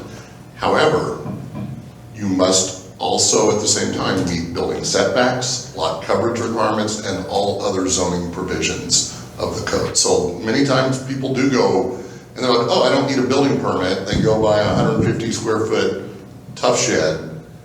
They put it right on their property line. Their neighbors call and complain to the city. We go out and tell them, you need to have a 20-foot setback on this side and a 5-foot setback here. And by the way, you have too much lot coverage. You need to get a variance. And they're like, but I didn't need a building permit. However, you still have to comply with zoning regs. Right. And the square footage of the lot coverage is the same consideration from those types of, from the ADU standpoint, or is that another conversation we're going to be having? We're going to have that conversation in a few items. So can I just Commissioner clarify? Price. Thank you. Could I just clarify that the state now has, or maybe the city, greater regulations for a tough shed than it does for an ADU? That's what we're basically looking at? No, I mean, no, it's saying that, well, if it is a structure over 200 square feet, it requires a building permit. The State of Oregon Building Code Division, which sets building permits, says any of those, modular, tough shed building, doesn't require a permit, but there is the whole thing of the tiny homes, which are on chassis, have to be built to an RV standard because they have to be road ready. So ODOT comes into play, and Department of Transportation, and all of those things. And just one more thing on the shipping containers. I'm actually fascinated by what people are doing with them, and think they go with the gritty part of Astoria. But the problem with them is that even tiny homes and manufactured homes, they are all built to certain codes that for livability. So for a shipping container, we would have to write code for that so that they have proper means of egress and windows and all of that kind of stuff if we wanted to allow, because you can't just put a shipping container in your backyard and call it good, right? Correct, Yeah. correct. Okay, thank you. And I would also say, Commissioner Price, that part of the difference in a tough shed is its use is for storing garden equipment or stuff like that. Building code, whenever there's anyone residing in a structure, building code, comes into play as well. Right, So, I mean, sure. Yeah. Thank you. Commissioner Corcoran. Additional comment, your reference to 200 square feet triggering a building permit, I mean, that might be a number then that for ADU size might be useful. So if you're going to have anything, would have to trigger a building permit, if it was 150 square feet, would that somehow be under the radar? No, because it's going to be lived in. Okay, very good, sort of like you just said as far as Dutch residency. The other thing, following up on design review for ADUs not in historic areas, I think that is, and I'm not arguing too strongly, but I think the distinction is when you're building another building on a parcel with a primary structure on it, my hope would be that the new building would be somehow symbiotic with that existing structure. And so not put like a neo-colonial structure next to, some kind of something else. And I guess that would be the concern. Have you ever driven ADUs in pardon? Have you ever driven through Alderbrook?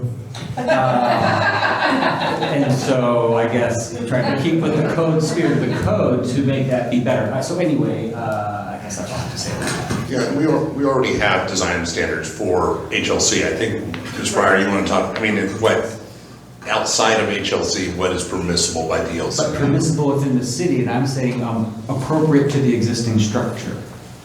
And we can write some design standards that you can see at your next meeting, and you can kind of get a feeling of whether you like them or not, and we can make them administrative, or we can make them, well, I think that the majority of them would have to be administrative, but we can talk about that at your next meeting if you'd like me to come back with some design guidelines as well.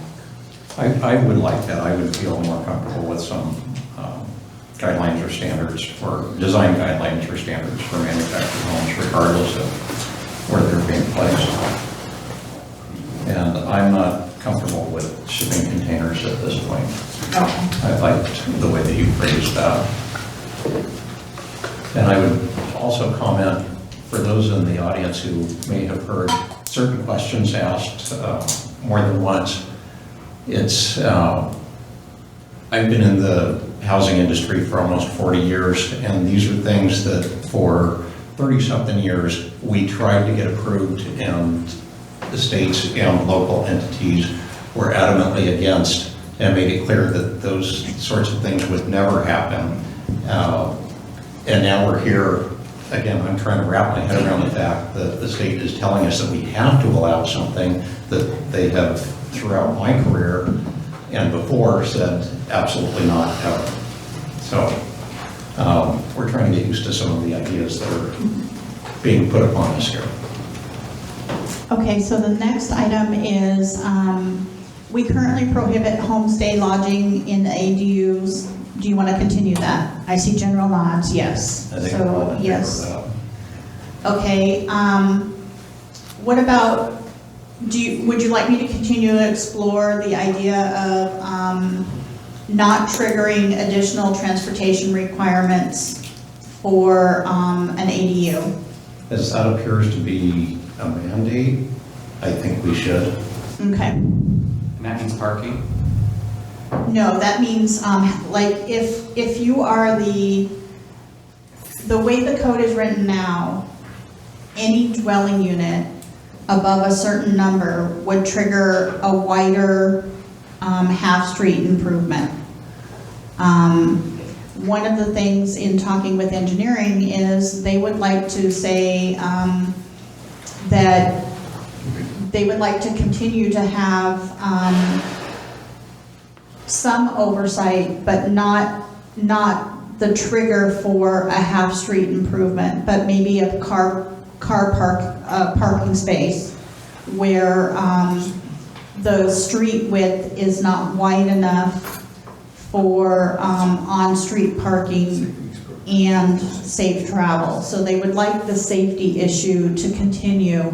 And so I would continue to work with engineering so that we could write something that allows them to still provide that safety component, but not to trigger a full half-street improvement or a full street improvement when you add an accessory dwelling unit. Does that make sense? So that's a yes too. Okay, how about maximum lot coverage? That's one that I heard a little bit about, that you want to really discuss this. Our current requirement is 40% maximum lot coverage. Do you want to change that? The DLCD guidance. What zone is 40%? Isn't it different for R1 through 3? It is, but in general, I'm going to say 40%, okay? For R3, I believe it is. Do we want to look at changing that percentage when somebody builds an ADU?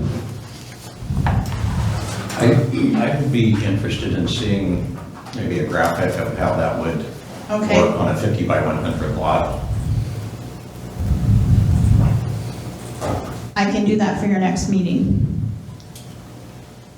Yeah, I need to accommodate that ADU. Yes. but not necessarily for everything that somebody might want to do in their property, but just to accommodate an ADU. Is that distinction available to the staff when that comes up? Sorry, does that distinction, can that be determined? The distinction between the ADU versus some other kind of expansion of a house on the property? Yes, because we can make it specific to ADUs. There are two more to be considered. One is, do you want to allow 2 units on a single family? And I think you talked about that a little bit, but I just want to make sure that I heard you correctly, that you do not want to allow 2 units if one is internal, that you don't want to allow a detached if one is internal, correct? I would like to stay with 1 and see how that works before we consider allowing 2 ADU. Great. Am I the only one who wouldn't object to that? Is that so? A house that has an internal ADU is no different than that same house if it wasn't an internal ADU, and we would allow a detached ADU on that same structure. So I'm fine if there's room for a detached ADU, I say go ahead and build it. And even if there's one inside too, that's great. And my sense is, although we can't limit parking, that densification does increase more of a flow for the neighborhood, and that would just be my observation of that. Just my opinion. I could be outvoted though by more than. I think you will be. I think that I very strongly feel that we need to see how the single ADU works over a period of time before we start allowing more units there. Okay, and then the last one is modifying the floor area for an internal ADU. So current requirements are that you can allow an 800 square foot, up to an 800 square foot ADU, or I believe it's 60% of your primary dwelling, whichever is less. So do you want to allow a greater amount if it's internal, so that if somebody wants to convert their entire basement or their top floor or one of their floors into an accessory dwelling unit, it doesn't change, it's only for the internal ADU, it's not for an addition or a detached ADU. Do you want to consider that? What's the current percentage? I'm sorry? What's the current percentage, 800 square feet or something? Or I believe it's 60%. So one could create an internal ADU 60% the size of the building? It's whatever's less. Whatever's less. So if you had a big house, 800 square feet is the current limit, and you're asking, might we consider bumping that up? I'm Right. interested in that. I can see that being useful. I would support getting rid of the whatever is less. 60% seems like a good size. I don't know how everybody else feels about that. Other thoughts? I'm in support of changing that as well.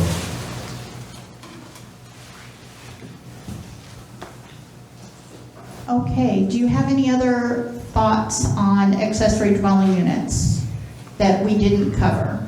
It appears that Commissioner Price does. Sorry, I just have 2 quick questions. One is, in the quick research that I did, I thought that I saw that the state is prohibiting the requirement that either the ADU or the primary residence must be owner occupied. Yes, no? Yes, they're eliminating the requirement that the accessory dwelling, that either one be owner occupied. Yes, that's correct. How can we prohibit short-term rentals in an ADU?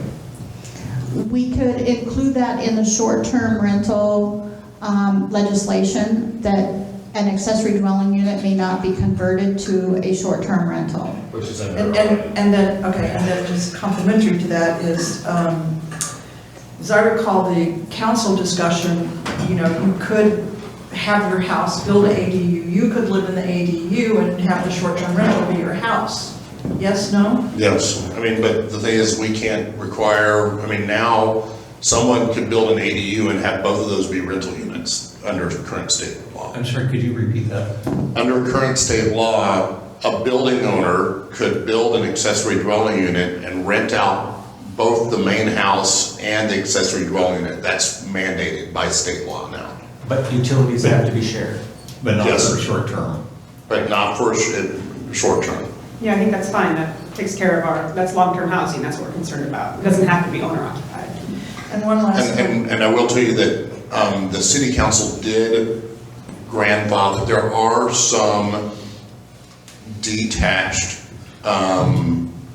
units which are homestay lodging, but those units were grandfathered. So we do have some of those permitted in the city because they were grandfathered before anything was put in place. Okay, and ADUs still have to be in the back. You can't put one in the front yard. That would be one of the design standards that I would recommend that you consider when you see the design standards when I bring them back. And similarly, no two front doors on a house that only has one. Correct. That only has one front door. I had one comment. Commissioner Moore. I also noticed that you could now rent your house and your ADU, and remember the requirement that the utilities be, that you have one power meter. Would it make sense to remove that requirement? Because a building owner might have two separate tenants and they would want their own power bill. One of the reasons why that's in place right now is to try to maintain the single-family character so that there aren't additional meters and electrical boxes Sure. showing. And I would say if we did that, then we would require that power be delivered underground to that ADU, just so it isn't obvious that there's another meter there, but having a meter on the side of the house isn't going to be blatantly obvious. It was just a thought that I noticed and wanted to comment on.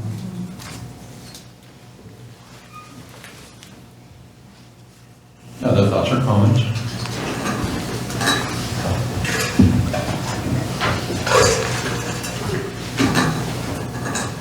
Great, thank you. So let's go on to temporary warming shelter. So the temporary warming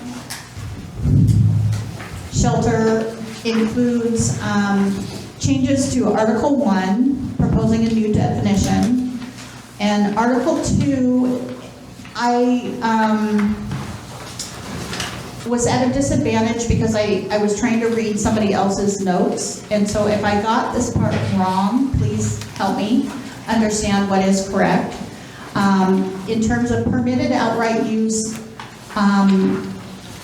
in the notes it said AAHC, C4, HR, LS, and S3. So I'm not sure if that's really what you intended, but I'm wondering. And then a conditional use in C3, R2, and R3 zoning districts with a maximum of 15 people. And Ms. Fryer, I think it'd be good for those in the audience to let them know that this is actually a code amendment that was initiated by the Plan Commission. Yes. And this is what we're bringing forward is refreshing the Plan Commission on the work that they had completed at an earlier work session before the City Council prioritized other projects, being the Riverfront Vision Plan implementation, so this was put on the back burner. So Ms. Fryer is bringing this forward to refresh the Planning Commission and those in attendance where things left off. Thank you, thank you. So it's also noted that because these other zones, the third set of zones, are not referenced in the permission or the conditional use, they would be prohibited or not permitted to have a warming shelter in those zones. So what I want to show you on this slide also is the bluish color, hopefully it comes out okay. The C4, the R2, R3, and R1 are where the places of worship are located today. So just so you know, those are the zoning districts where places of worship, and that's typically where you see a warming shelter or a public use. So just to give you perspective on where they're located. Article 11 would add the new conditional use standards, and those are on the next page.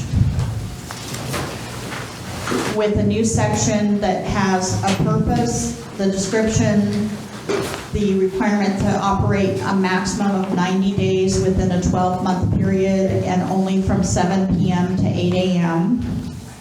And the maximum number of occupants where it's not specified in the previous slide. So it would be one person per 35 square feet of room area. You wanted to have a good neighbor agreement for crime watch and garbage collection. And then you also identified life safety issues, weapons. You specified that you wanted fire sprinklers, smoke alarms, carbon monoxide alarms, exits, emergency evacuation plan. You wanted to have somebody available to be able to watch for fires that might be ignited in the building. You wanted to have annual documentation and notification to emergency facilities. It should be noted, though, that by requiring the fire sprinklers, you would negate the ability of the current warming center to continue because they do not have fire sprinklers. So that should be noted. Question? Real quick, I want to be able to provide a little bit more on that. This is a kind of a question that came up along the way. In that the current warming center is a temporary use, they must come before this body each year for a new temporary use permit. And Ms. Fryer checked with City Attorney Henningsgaard, and he verified that the codes that are in place at the time of applying for the temporary use permit application would control. So that's where Ms. Fryer is saying that if these provisions as presented right now are in place, they would not be able to re-up for next year. Question on that? Do I also understand that the facility's been looked at by fire personnel, and what was the result of that? That's correct. So every year we have an annual inspection as part of the renewal process.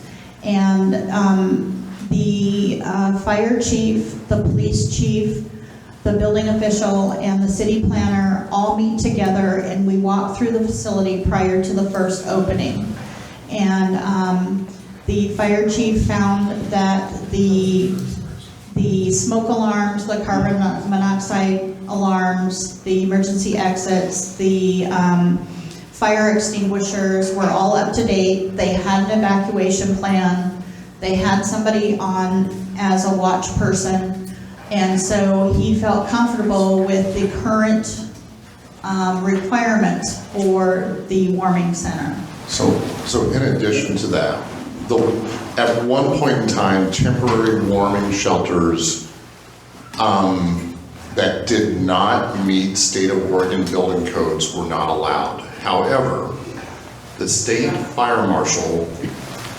Oregon fire marshal issued a technical memorandum that says that that outlined if certain provisions are met and if the amount of time does not exceed a certain period of time, number of days used, if the building did not meet those occupancy requirements for residential use,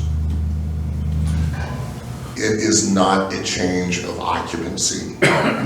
And so what the warming center is working under today is the state of Oregon fire marshal's interpretation for warming centers.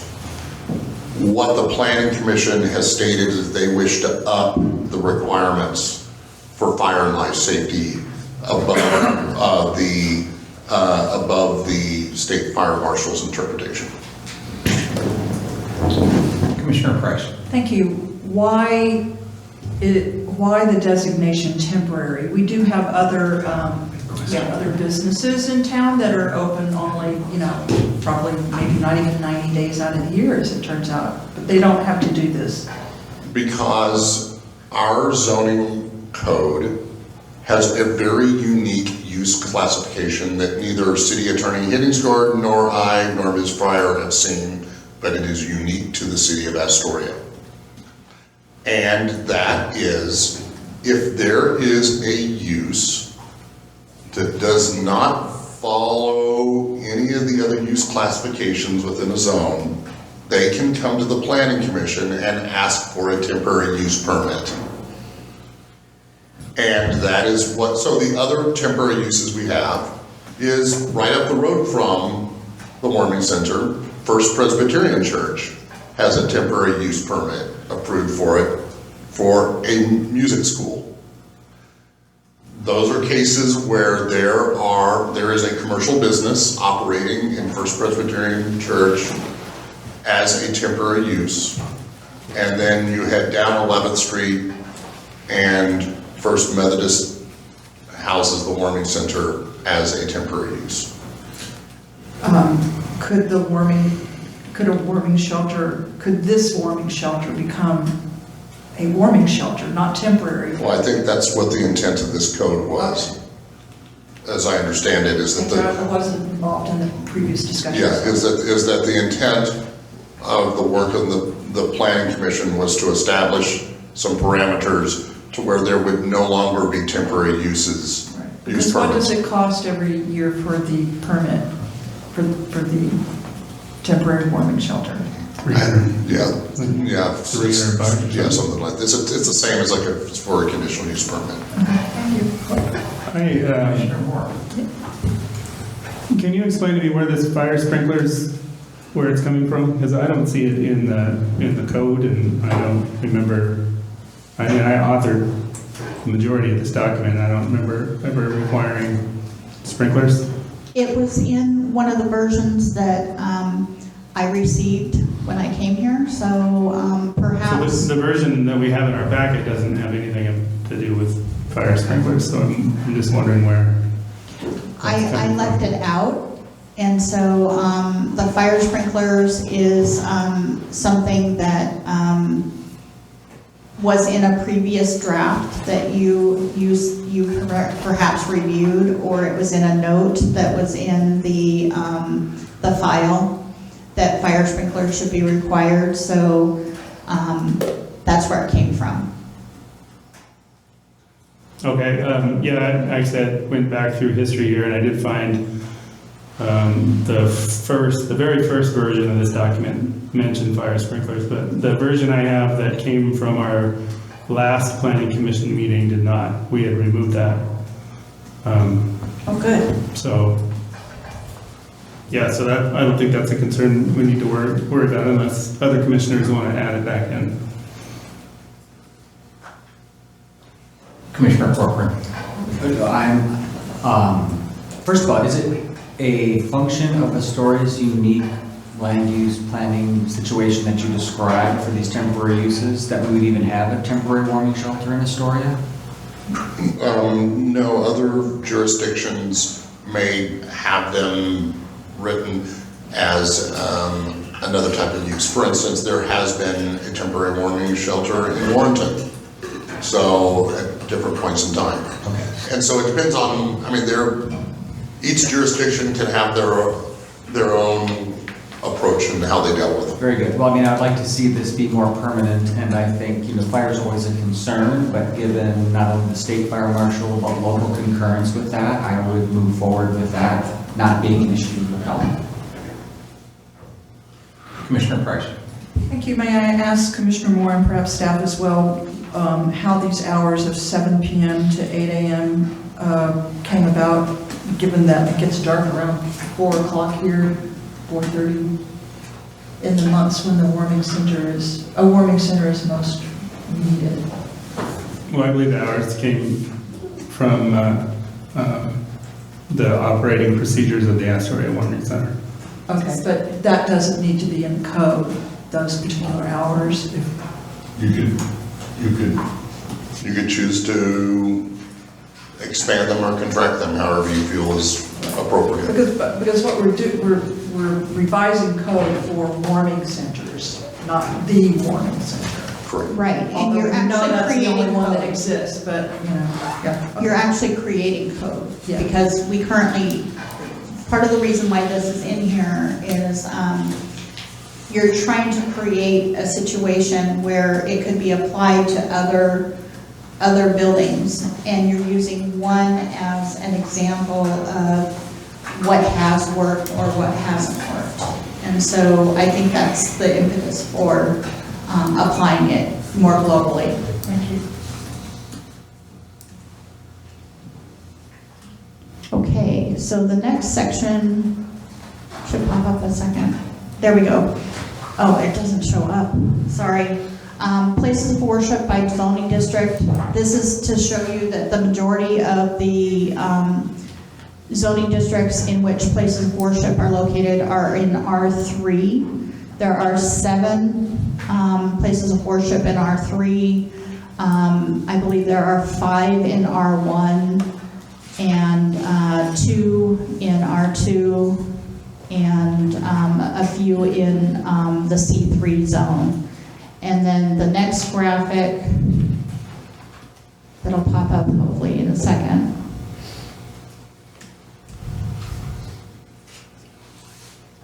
is the city, and it shows the dots are where various churches are located or places of worship are located, and the green is R3, the really light tan is R1, and the yellow is R2. The reddish color are the commercial zones, I believe.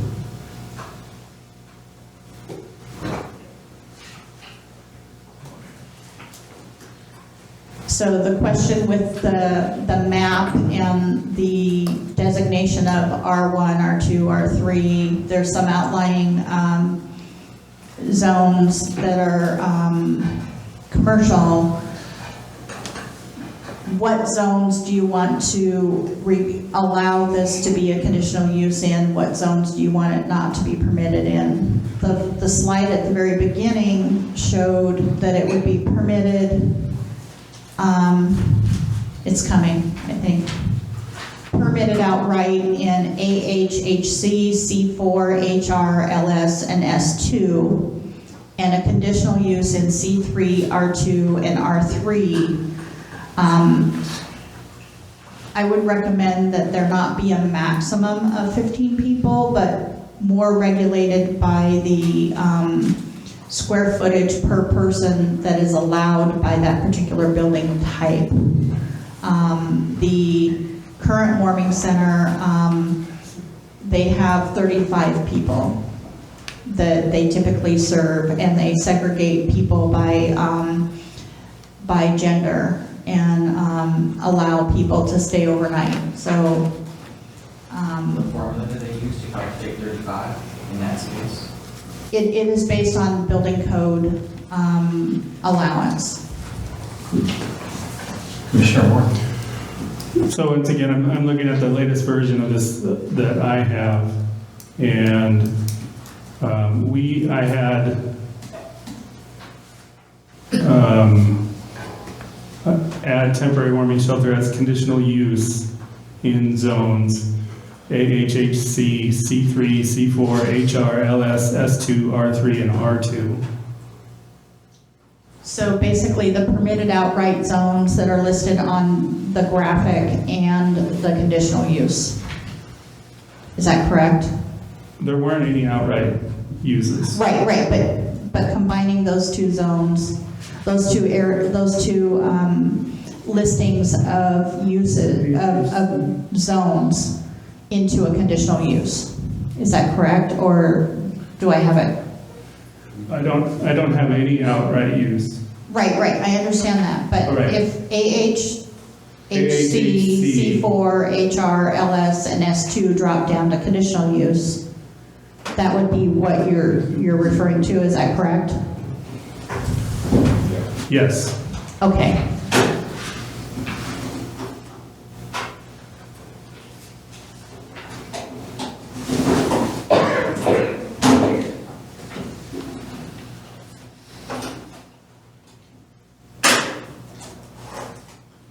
Ms. Pryor, I'm Yes.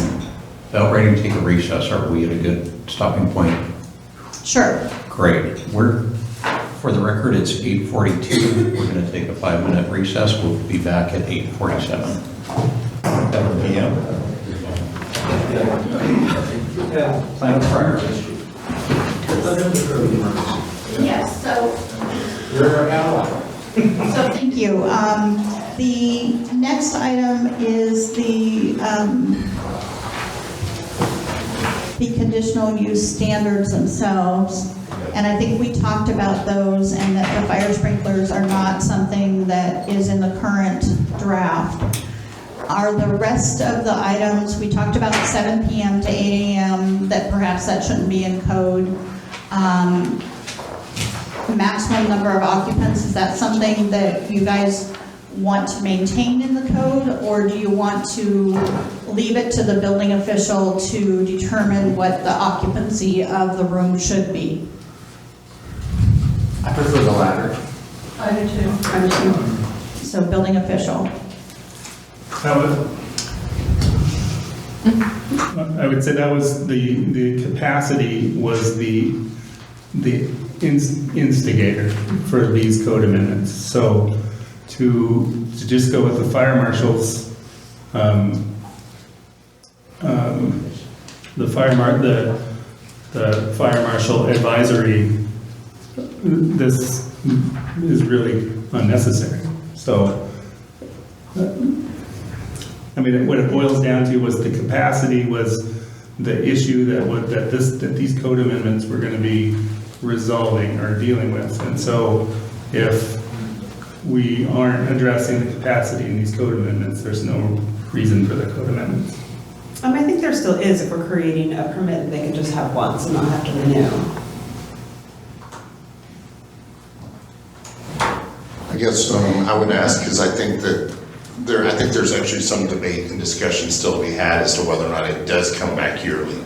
I think that there's some intention by some folks that the yearly permit provides some oversight and scrutiny in terms of how things are moving forward. So, Commissioner Moore, were you saying that, because I think that you're saying that there still would be a temporary use component, is that correct? That would have a yearly review? And we'll go back in history on what brought this up when there was a lot of neighborhood concern 3 or 4 years ago. I can't remember, was it 4 years ago or 3 years ago? Anyway. Season 3. Yeah, there was a lot of neighborhood concern, and the warming center had grown to a number around 25 average use.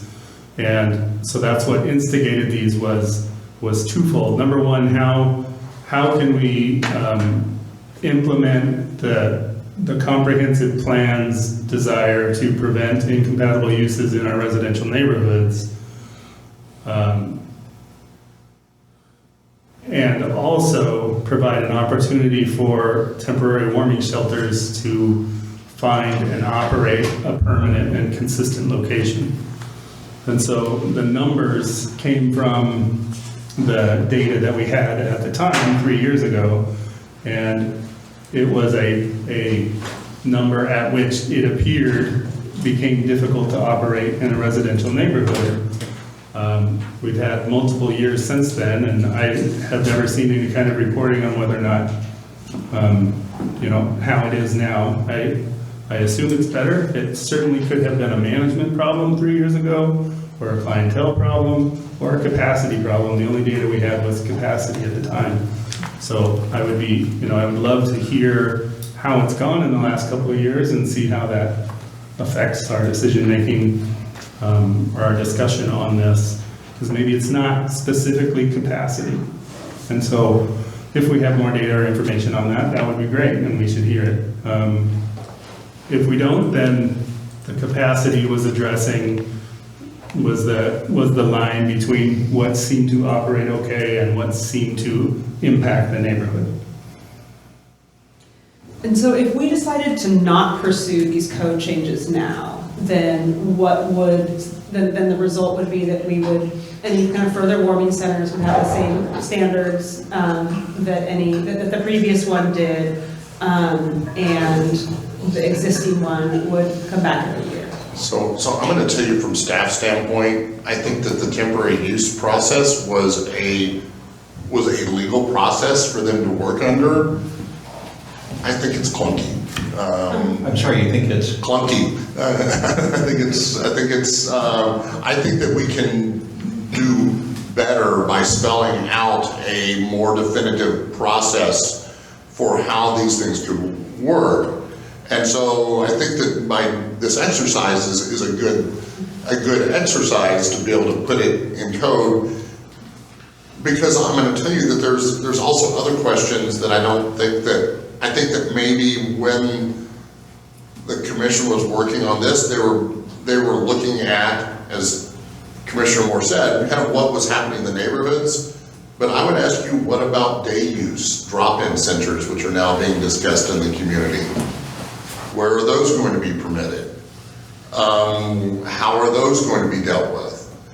Because I think we may have some other types of similar uses which are on the horizon, that it would be great to be able to have some guidance for those who are working to establish those types of facilities, to know where the bar stands and how staff should process it. So might it make sense to table this discussion right now and fold it into a part of a bigger discussion like what you're suggesting about different kinds of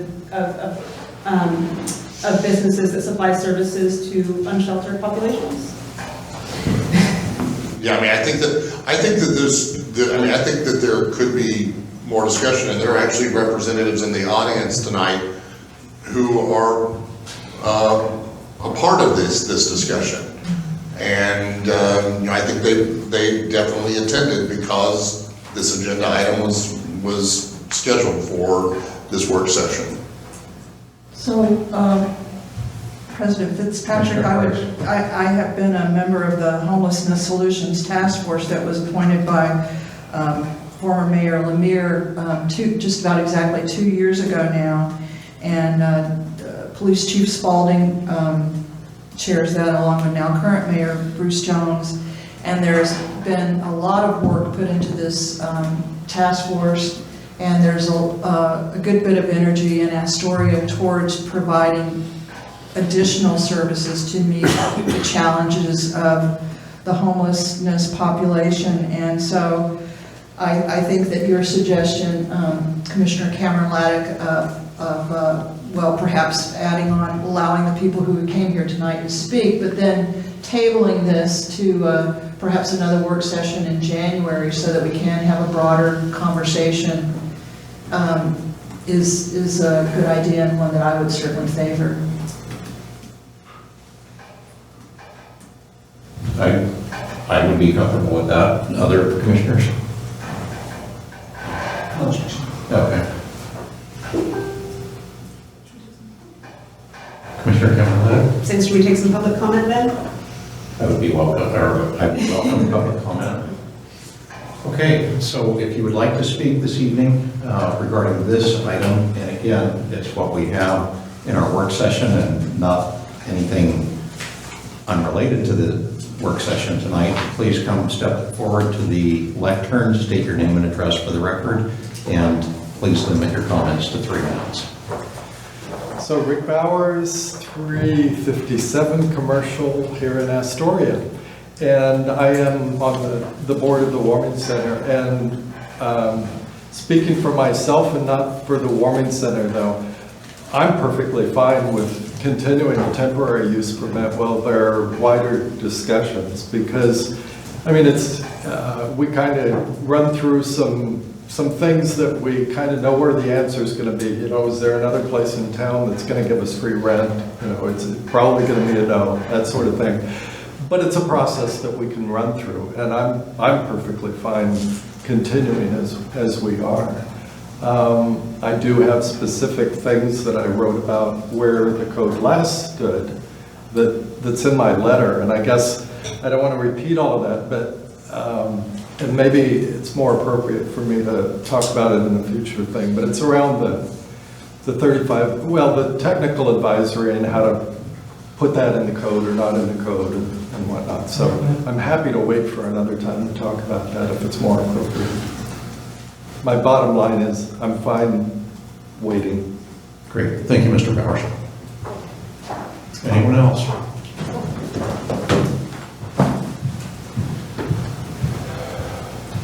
Celia Davis, 1354 Miller Lane. I would add that at the last community meeting, which is part of the process for the conditional use, is my understanding that no one showed up from the community.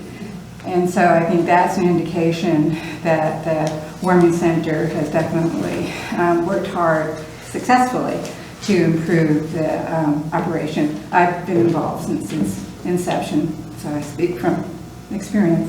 But anyhow, we considered that a really good sign that no one showed up. I think it's an important part of the process to make sure that the community does have input. So we will continue that. Thank you, Ms. Davis. Can I say one more quick thing? Please state your name and address for the record. You've got a minute and a half left. Rick Bowers, and thank you. Rick Bowers, 357 Commercial. I did want to say that Commissioner Moore, one of the reasons that he originally proposed this is he thought it might be difficult for us to get grants because we don't have a permanent location. And there is one granting organization that has turned us down twice, and one of their reasons is we don't have a permanent location. So I would appreciate the code so that we could get a permanent, if that's a word, conditional use. Great. Thank you, Mr. Bowers. Anyone else? Roger Hayes of 632 Florence Avenue. I was kind of debating whether my topic would have relevance, but I think it does in that part of what's been discussed here is that there is overflow into the warming center from folks who may not meet criteria for helping hands, for example. So my experience is I worked in community mental health for 16 years. I worked as an alcohol and drug counselor, and over the past year and a half, I've interviewed folks on the street, over 100 people, and it's kind of interesting to kind of look at some of the information that's consistent, and I feel like it's information that I'm holding, I'm kind of I'm holding myself, I'm not sharing, so I feel like there's certain things that may be relevant to this conversation. And there's just 2 points that I have. One is that I would like to make a case for wet housing, housing in which the participants are allowed to consume alcohol. Is one model that's used in Harvard. I'm sorry, could you start that over again and also speak a little louder? Yeah, I would like to make a case for wet recovery housing, and also, since I have some of this information, I feel like that there's even like a double standard in terms of how some of these individuals are received by the treatment community. I know that the treatment community tends to be very black and white. It tends to be an all or nothing type of approach to recovery. There are other models that follow, for example, like a harm reduction model, and from one of the manuals themselves for recovery, it says that harm reduction is defined as a prevention strategy that addresses the difficulty of getting people in recovery by focusing on techniques to minimize the personal and social problems associated with drug use rather than making abstinence the goal. So the other inventions you can use that way reduce the amount of substance use that individuals are currently engaged in. But it's interesting to me that I've heard so many people that in particular, one thing that gets to me is that a number of women are on the street because they choose to use cannabis or alcohol. And the thing that they continually say to me is that you can go home, you can have a drink, you can go to a dispensary, you can buy weed, you can smoke a full weed in your home, you can have a cocktail, but I can't do that. And so there tends to be this kind of like blind spot to a double standard that, you know, any of us here can do that. But if one of these people want to do that, they can't go into housing. And so part of that's that overflow you're seeing, like Rick in the warming center. So it's a consistent thing, and I'll ask people, what do you need or what do you want? And that would be the answer. And for the longest time, I just brushed it off as like, what do you mean? Why don't you just go do your thing? So I think it's significant. The more it's settled into my mind, the more it means more over time. So that's all I'm saying. It might be helpful if you were willing to also put some of that in writing to us. Okay, in what form? I'm sorry? What form would you like that in? If you could write a letter outlining what you've discussed with us or your thoughts that you'd like to share with us, give them to the city planner. You can drop them at the front desk or email to Planner Pryor here. I'd be very interested in seeing that, especially before our next work session. Thank you, I'll do that. May I make a comment on that as well? Please do, Commissioner Moore. I would just state that the temporary warming shelter code amendments that we have in front of us don't prescribe any operating procedure necessarily for a center. So what we're discussing tonight, a center like yours could potentially operate as long as it meets the minimal guidelines of this conditional use. So we're not saying you have to use this method or that method or not allow consumption of alcohol or whatever. As long as you're following the prescriptions that we're providing, then you would get to conditional use. And everything else would be whatever laws would apply to it. This is almost more of a behavioral health contracting type of issue. Okay, we're talking about these particular code amendments tonight. So as the president said, share those with the planner and maybe it can get weaved into the larger discussion we're hoping to have. I'll do that, thank you. Anyone else? My name is Danielle Hall. I live at 1555 6th Street. And I just wanted to underscore a portion of Mr. Bauer's letter regarding the volunteer demand and if the capacity of warming centers is decreased to 15, which I understand is a tabled discussion for later, but just to be in your bonnet. Our current shelter operates with one staff member and one volunteer for 7 shifts throughout the night of 3 hours apiece. There are warming centers in other towns that require their volunteers to stay longer, which limits the volunteer pool because it has to be people who have an entire free night a week or something like that. So our demand on volunteers is very low, and yet we still have trouble finding the volunteers because of, I don't know, a lack of community education or a community willingness to help. I don't know, but I think that if we reduce the maximum capacity of warming centers, we will find that within 6 months, like in Warrenton or whatever, they will be forced to shut down because of the lack of volunteers, which I can say feels terrible as a volunteer, to feel like you are the person that put someone out on the street because you had to get up at work for work at 5 a.m. So because you couldn't volunteer, the warming center shut. And so I feel that if we increased the capacity of one warming center to serve more residents, we would reduce the number of volunteers required to help out. You know, if we did make it a permanent shelter and could get grants for different things, although grants don't often cover staff costs, that's another issue. But basically, I think that we can serve more people with fewer volunteers by consolidating one warming center and focusing our efforts on that. Thank you. Thank you. Mr. President, can I clarify one more thing? I vaguely remember the 15, the code amendments that we have in front of us in R3, which would be where the Astoria Warming Center is located. These particular code amendments would limit that at 25, and in R2 it would be limited to 15. And then in other zones, a shelter could be operated as long as they weren't housing more than 10. So that wouldn't even go through, it wouldn't even be part of this. But, so I'm not sure if earlier, I remember seeing 15, if it was stated as the maximum in R3, the maximum as this code is written, would be 25, not 15 in R3. Thank you, Mr. Moore. Unless Planner Pryor disagrees, I think it's time to put this one aside and go on to the next work session. We have two more work sessions this evening. One is small cell wireless, which was the largest part of our packet, and Columbarium, which was the smallest part of our packet. And I would like to take these out of order and do Columbarium first, because I believe that we have people here that would like to speak to this issue, and so that we can allow them to finish their evening and move on. So, Columbarium, if we could. Mr. Estes. And while Ms. Pryor is getting the PowerPoint presentation up, I know that there are representatives in the audience that would like to talk a little bit about why this is coming up, but I can kind of tee it off as well.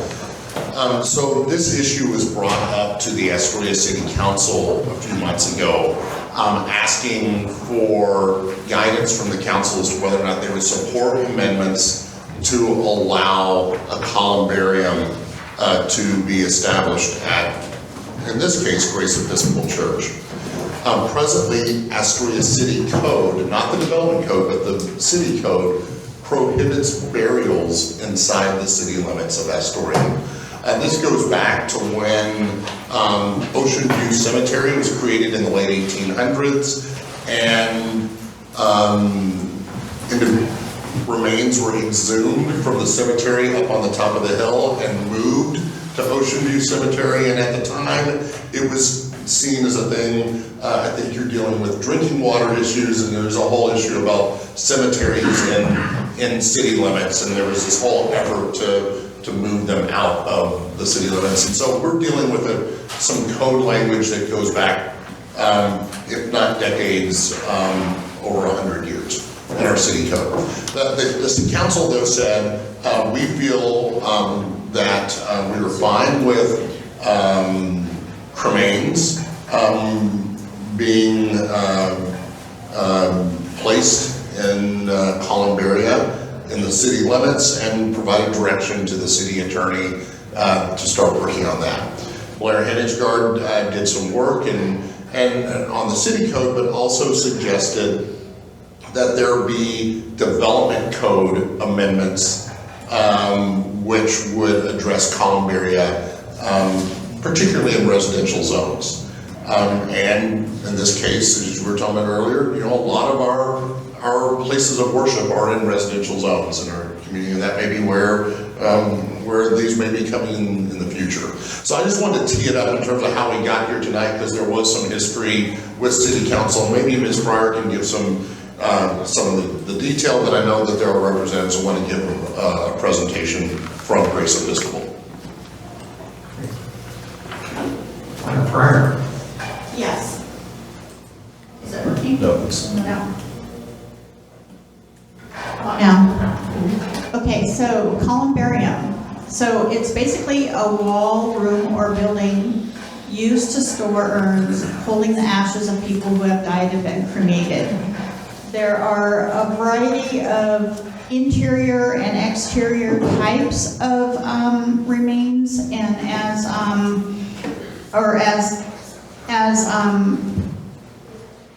Manager Estes noted, no remains can be buried or stored in the city of Astoria, and you already heard the rest of that, so I'm going to go on.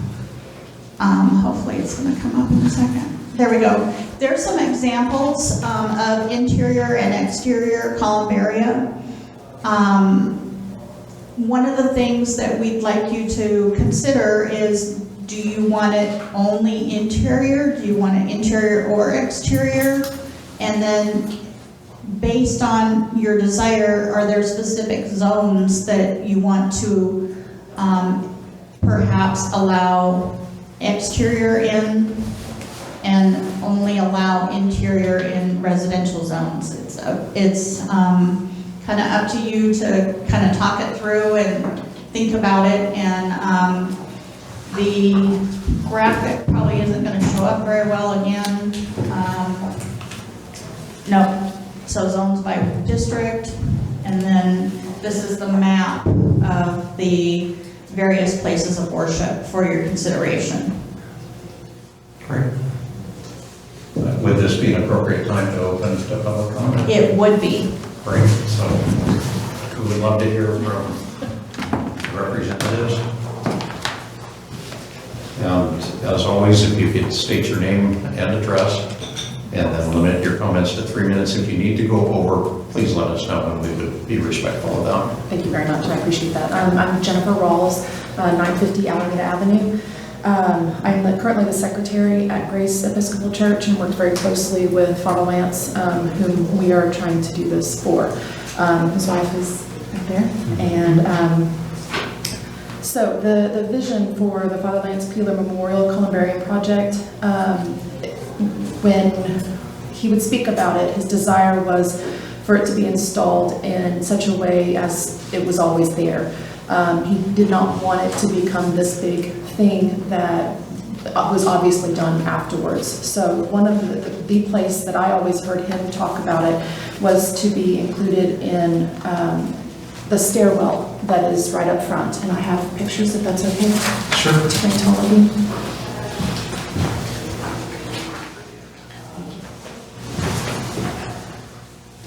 So as the pictures are coming around, the existing stairwell is here at the very front of Grace Episcopal Church. If you've ever seen it, the big red doors at the very top. Underneath, on the second page, actually, well, no. The area here to the right of the stairwell is where we would like to have a garden type area that it would be the entrance to the columbarium. So it would be built into the stairwell side. Underneath the stairwell is an empty storage area. So there would be no, unless the builders or designers of the columbarium deem it necessary, there would not need to be any structural difference done to the building except for an entrance that would be necessary. So the garden area there towards the right-hand side, right where you enter into the church, would be the area where the columbarium entrance would be. The place here on the left-hand side has the trash cans at the top currently. That's the door that's there existing. So that's the door that you enter into that storage space that's already there. So even adding an entrance on the other side of it would not really make much of a difference to what is already existingly there. So when he spoke about it, he spoke about possibly having a wall of niches towards the inside. So some of the pictures that Mrs. Fryer provided would be exactly in line with what he was thinking when he was talking about adding the columbarium to it. There are other options as well that I know he would have been open to, but I think the wall of niches would be a wonderful way for us to be able to remember the impact that he had on his congregation.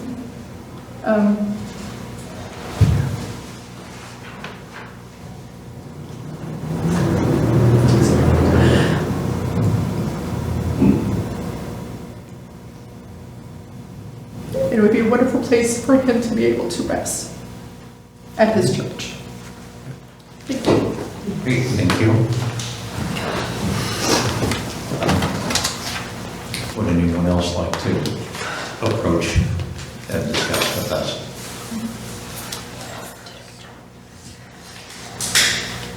Did you want to say anything? Go ahead.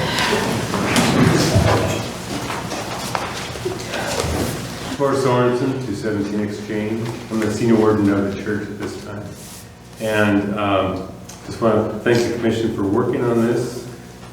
We are developing a memorial fund to fund the work, and so we'll work with the city staff, of course, to make sure that what we put in or design meets the standards and is fitting with the structure that we have. And the pictures you see there will be quite, I would think, from the street level, it should be quite inconspicuous. It'd be tucked into the building, and so only approaching the church and going inside would you be able to kind of visually see it. So it should be fairly low impact to the nature of the church facade. So, thank you very much. Thank you. It's as you can see, it's a very important thing that we're working on. Really thank you for helping us.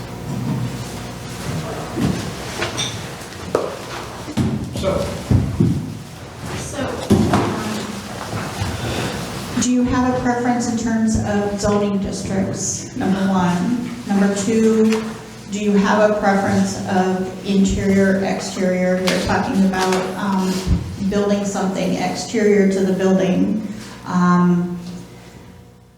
Do you have a preference of maybe those exterior type of columbaria being in certain zones versus other zones? And then the last item is that we would recommend that no matter where they're located, that they be a conditional use. And just to clarify, I think what they're saying, while it would be exterior to the main part of the church, it still would be inside of a structure of sorts under the staircase. So this may be kind of even a bit of a hybrid, where it's maybe not behind, the church doors, but still within a structure of the building. Because I think, because you look at the exhibit up here, there's kind of a column area that may be something that if that was placed in the garden area, but I think this is all would be behind some sort of doorway underneath the stairs structure. So I think we'd probably call this an interior type of use. Okay. Comments from Commissioner Parker? Yes, when I first went through this, I was thinking interior would be the appropriate sort of design without knowing what proposals might be. But I guess my interest is for it to be more of a private nature along the lines has been described for this particular project, but we're talking citywide as far as things go. And so my interest is for it to be more of a personal rather than a public space. So I was thinking interior, but with, I think, the lack of conspicuousness. I thought the way that this was done kind of meets a sweet spot with me that preserves the more private nature, but also making, I guess, more accessible and in a place that makes sense in the building. I guess I'm comfortable in any zone, I guess, as a conditional use, if that there's already a church, these would be houses of worship. I guess, and this hasn't been brought up in this proposal at all, and I almost hesitate to bring it up, but would there need to be a distinction about pets? Is there an issue as far as, okay. So I don't know that we do either, but it's something that I think is a common add-on to that conversation. Okay, those are the things. I could see somebody creating a pet columbarium as well, should they wish to. I mean, I can see that. I mean that there could be something like that associated with a veterinary clinic or something like that, perhaps. So I got it. Commissioner Price? Thank you. I think it's a lovely idea, and I think that Father Lance would be very proud to hear from you tonight, and I bet there are a bunch of ministers throughout the land who would be happy to, or just be very proud to have someone like you, Jennifer, come up and speak of how he touched your community. I'm for it, however it is. I'm okay with inside, outside. I think it should be associated with places of worship, and I don't know how the code defines that. So because people worship in many different ways, but I do think it should be with a church, however that's defined, and I don't have problems with pets being engaged either. I would pretty much agree with what Commissioner Price said. My wife was the church secretary at First Presbyterian. I wouldn't generally share this other than because of this. So I understand your feelings. I think it's wonderful that you have brought this forward to us. I was not aware that burial was not allowed within the city limits. And the idea of the Columbarium project, it's very touching. I think it's just wonderful that you've brought this in front of us. And I think that what you're asking for would be acceptable to me. I realize that this is for the whole city. Our work session is for Columbarium allowed in the entire city. And therefore it would also allow your use, but I'm completely in favor of this. Yeah, I also don't have any concerns about indoor or outdoor, as long as it's conditional use, as long as it's part of place of worship. Commissioner Womack. I'm also in agreement, inside, outside, and I think it's a beautiful thing that you're doing. Commissioner Warren. Inside, outside, internal, external, I'm fine with all of it. I do not think it should be restricted just to places of worship, because that excludes people who may not worship. Commissioner I Horton. guess I have a question. Fortunately, I haven't had, but currently, can one currently keep cremains of loved ones in one single, okay, in your house? Okay, so this would be the public. Okay, thank you. Thank you. Are you ready for the last item? I am. Did Okay. you have any closing remarks you wanted to make, or?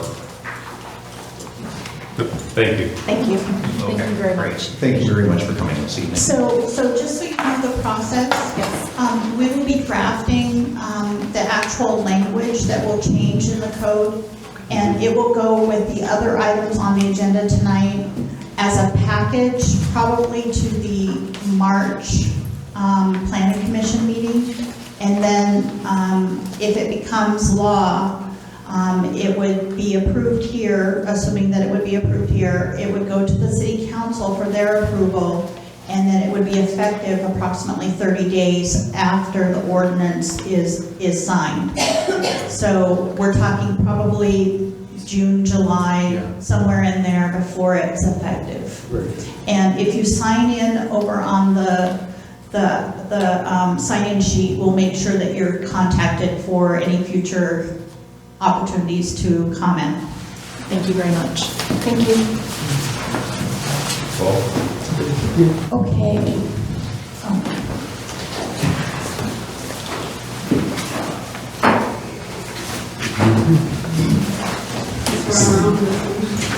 So,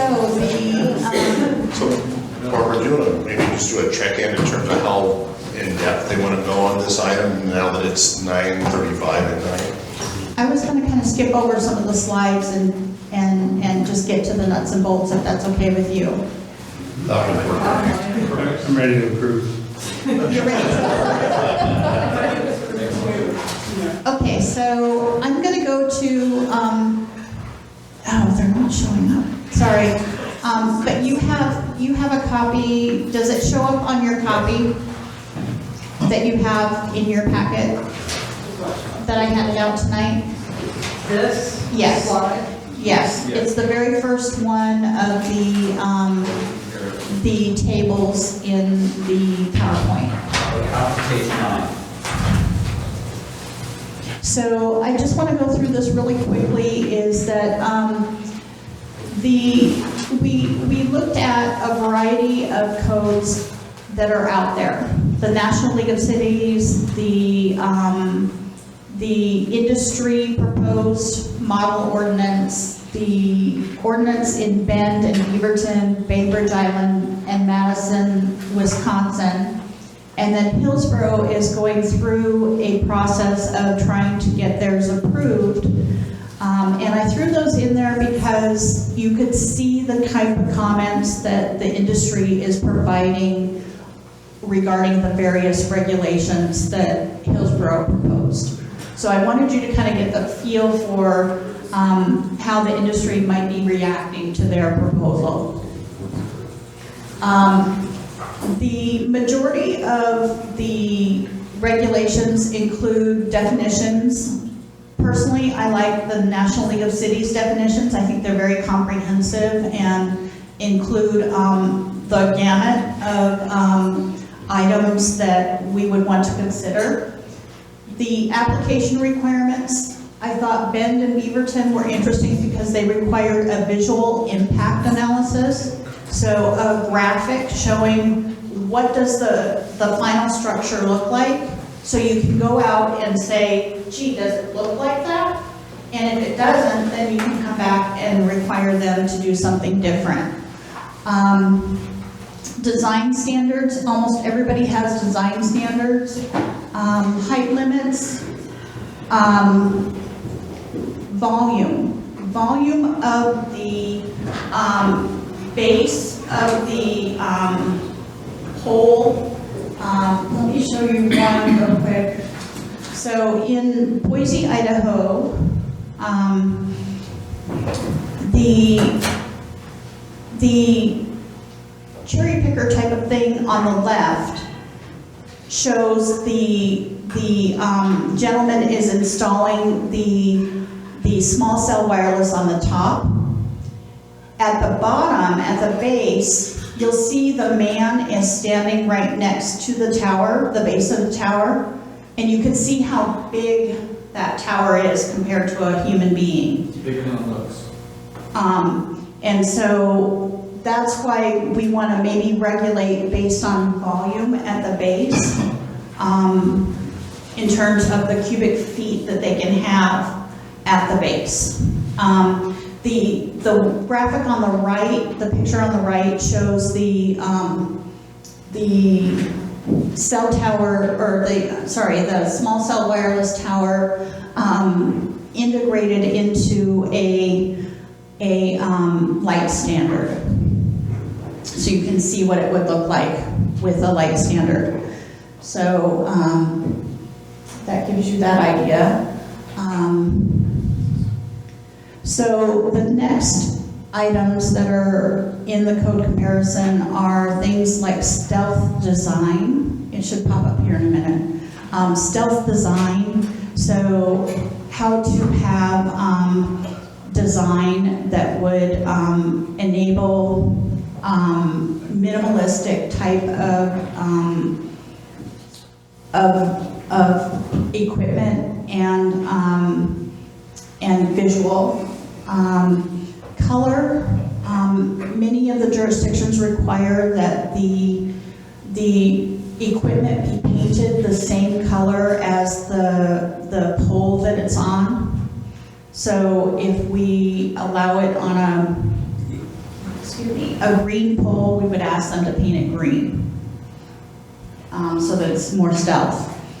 Noise, a lot of the jurisdictions have noise regulations. Vibration regulations are in one jurisdiction in Beaverton. Maximum diameter of the pole ranges from 9 inches to 24 inches or not regulated at all. Historic or ornamental poles, many of them, or two of them I should say, prohibit those type of poles to be used, and I would recommend that that would be what we would do in Astoria as well. Undergrounding cabinets, 2 jurisdictions require undergrounding the cabinets, the cabling, and the wiring, and I would recommend that we require that because we have the facilities underground to do that.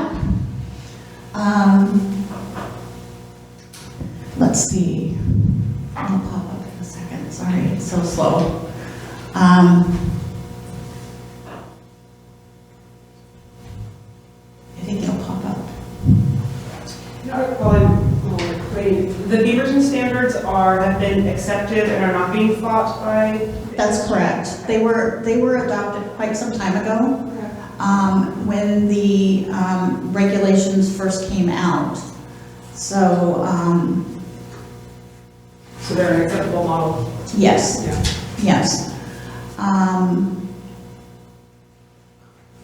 He's gotta go.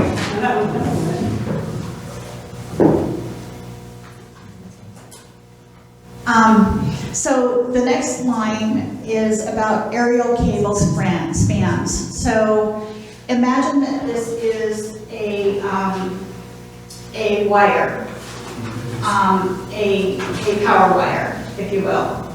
So they would allow a span to be located on the wire. So the wireless facility would be around the wire. And that is prohibited in Hillsborough and allowed in the Oregon draft that is currently being worked on between the League of Cities and the wireless carriers.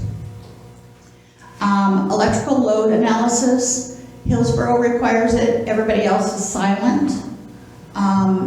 Priority per street classification, that's in Hillsborough's, everybody else is silent. Separation, Hillsborough requires a minimum of 250 feet between each carrier and each wireless facility, small cell wireless facility. And when we talk about, towards the end of the presentation, I will talk about the Madison, Wisconsin proposal. They also have it by block face. And so we'll talk about that just a little bit. Light area views, logo ID, info, permit information, RF warning sticker. Those are required in Hillsborough. Bainbridge Island limits the signage, messages, or IDs. The last code comparison talks about static or flashing lights. If they talk about it at all, it's prohibited. New poles complying with ADA. Bainbridge Island requires that, and the new Oregon draft will require that. And then design zones. Bainbridge Island, the reason I pulled Bainbridge Island is because they have a shoreline zone management area. And I thought that was intriguing that they would regulate the small cell wireless differently in their shoreline. And I thought that could be a good model for us. And then Madison, Wisconsin talks about view quarters and aesthetic standards. I'm gonna avoid all this and get to the final part. So the wireless regulations in Madison, Wisconsin talk about block face lengths. And they allow one small cell facility per block face of a certain size, and then when it goes up in size, they allow two, and then it goes up from there. And so I applied something like that to our city, and you'll see a map, and hopefully it'll show up nicely. Oh, it does. Okay. So the kind of turquoise color is the 0 to 100 or 0 to 200 block face length. So in that instance, we would probably only allow one per block face, is my recommendation. The orange is the next size up, so it's 200 to 300, I believe, in size. And then the red is the next size up. The purple is next, and then yellow, we would allow 3 or 4 per block face. So that's kind of the idea in a nutshell. Do you have thoughts? And Chair Fitzpatrick, can I try to make a little bit more on this? This is an issue that, again, has come to City Council, and City Council has provided direction to staff and the Planning Commission to move forward in developing code on this as well. Verizon Wireless has come to the city council and said that they are wanting to start pursuing small-scale wireless technology. This is the future of powering these things. This is actually something where there is federal regulation involved in terms of stating what has to be provided. I was actually at a planners legal issues seminar last week, and one of the discussion topics was this. One of the things that was said is, and I remember when I started as a planner in the 1990s, cities were developing cell tower ordinances at the time. That was the technology du jour. I'll say that cell phone ordinances pretty much, or cell tower ordinances have pretty much remained static over the years because the technology has remained static. What it is appearing is this technology is going to be ever changing, and we are going to be seeing constant code amendments to deal with this in the future as we move forward and as this technology continues to evolve and continue to change. So I'm just kind of saying that this is new. Jurisdictions are now starting to tackle it.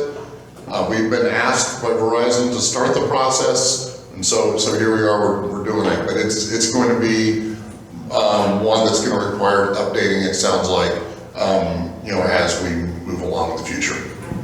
Okay, so I have a couple of questions. Yes. So the map showed it basically starting at Franklin and moving north from there. It doesn't show anything south of Franklin and it did discuss mostly in the downtown. Is that where these are going to be placed in general, or are they also picking up the hill and back down the other side?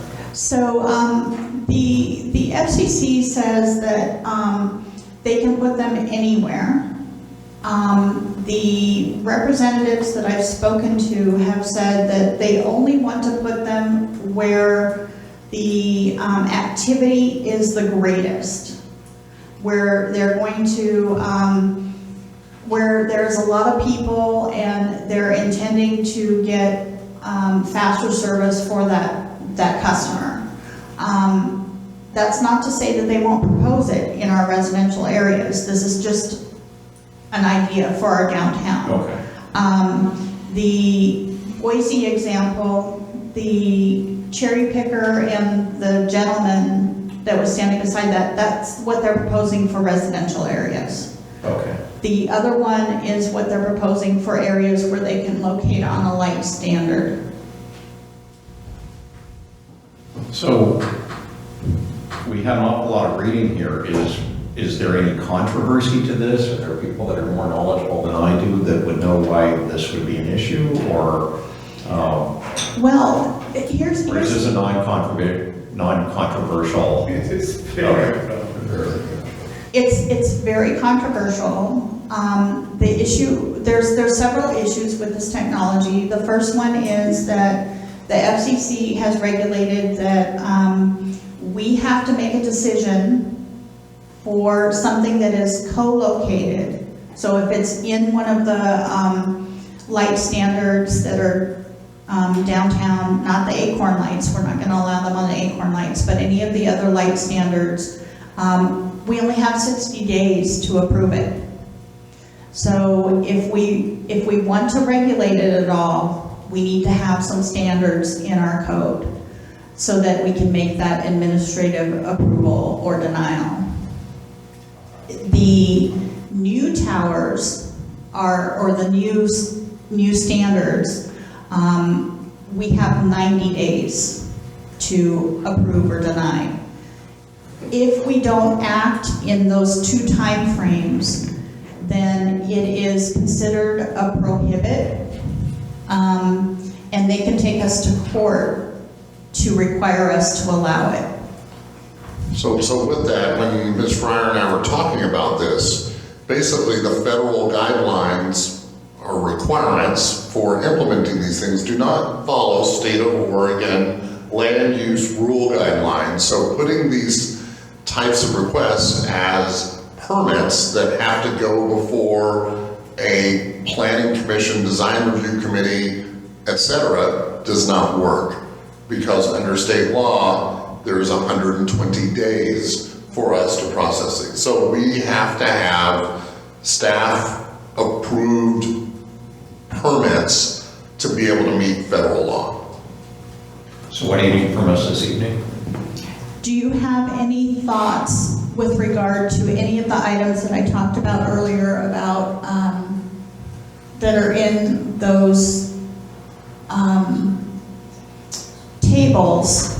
Anything that stands out to you that you want to make sure that the city includes? So visual impact analysis, is that something that you want to have? I think we'd all like a visual impact analysis. Okay, and I'm going to assume design standards you want. Height limit. The Oregon draft has 40 feet as the height limit for new poles. There are a number of options there. We could say that it can be no taller than the existing poles that are along the line. We can say that it could be within 10 feet of the existing poles. Your thoughts on that? I like the no taller than. No taller than, okay. I'm sorry, Jennifer. I said I like the no taller than existing. The process, again, would be an administrative process that's consistent across the board. Stealth design, I'm assuming that you want stealth design. Color. Noise. We currently don't really regulate noise. We don't have a decibel standard. Beaverton does a decibel standard in terms of their noise. Real quickly, to clarify, we're talking about radio frequency noise, not like audible noise, right? No, they're talking about audible noise Like of the equipment, yes. Humming or something? Okay. So there are equipment that Okay. we would, I assume, would propose to be undergrounded. But that could affect basement dwellers. So do we want noise? Yes. Yes. That is going to have to be something that we deal with, since we don't deal with already, and I know that the police department has concerns about audible noise requirements, just because how you read it becomes very difficult. So this is going to have to be something to see whether or not what is doable. Yes. With our police department. Would vibrations be part of that conversation? Does that complicate things, or noise and vibrations, that they go together in these types of things? Vibrations is easier. Okay. My understanding is each of these units requires a refrigerator-sized power source and device in order to operate each pole. Is that correct? That is correct. That's what they're saying. So the poles are the easy part, it seems to me. But our chair rail construction seems to allow access, at least to require that sort of thing? Yes. Maybe? Undergrounding, yes. And I've talked to engineering and they recommend the undergrounding.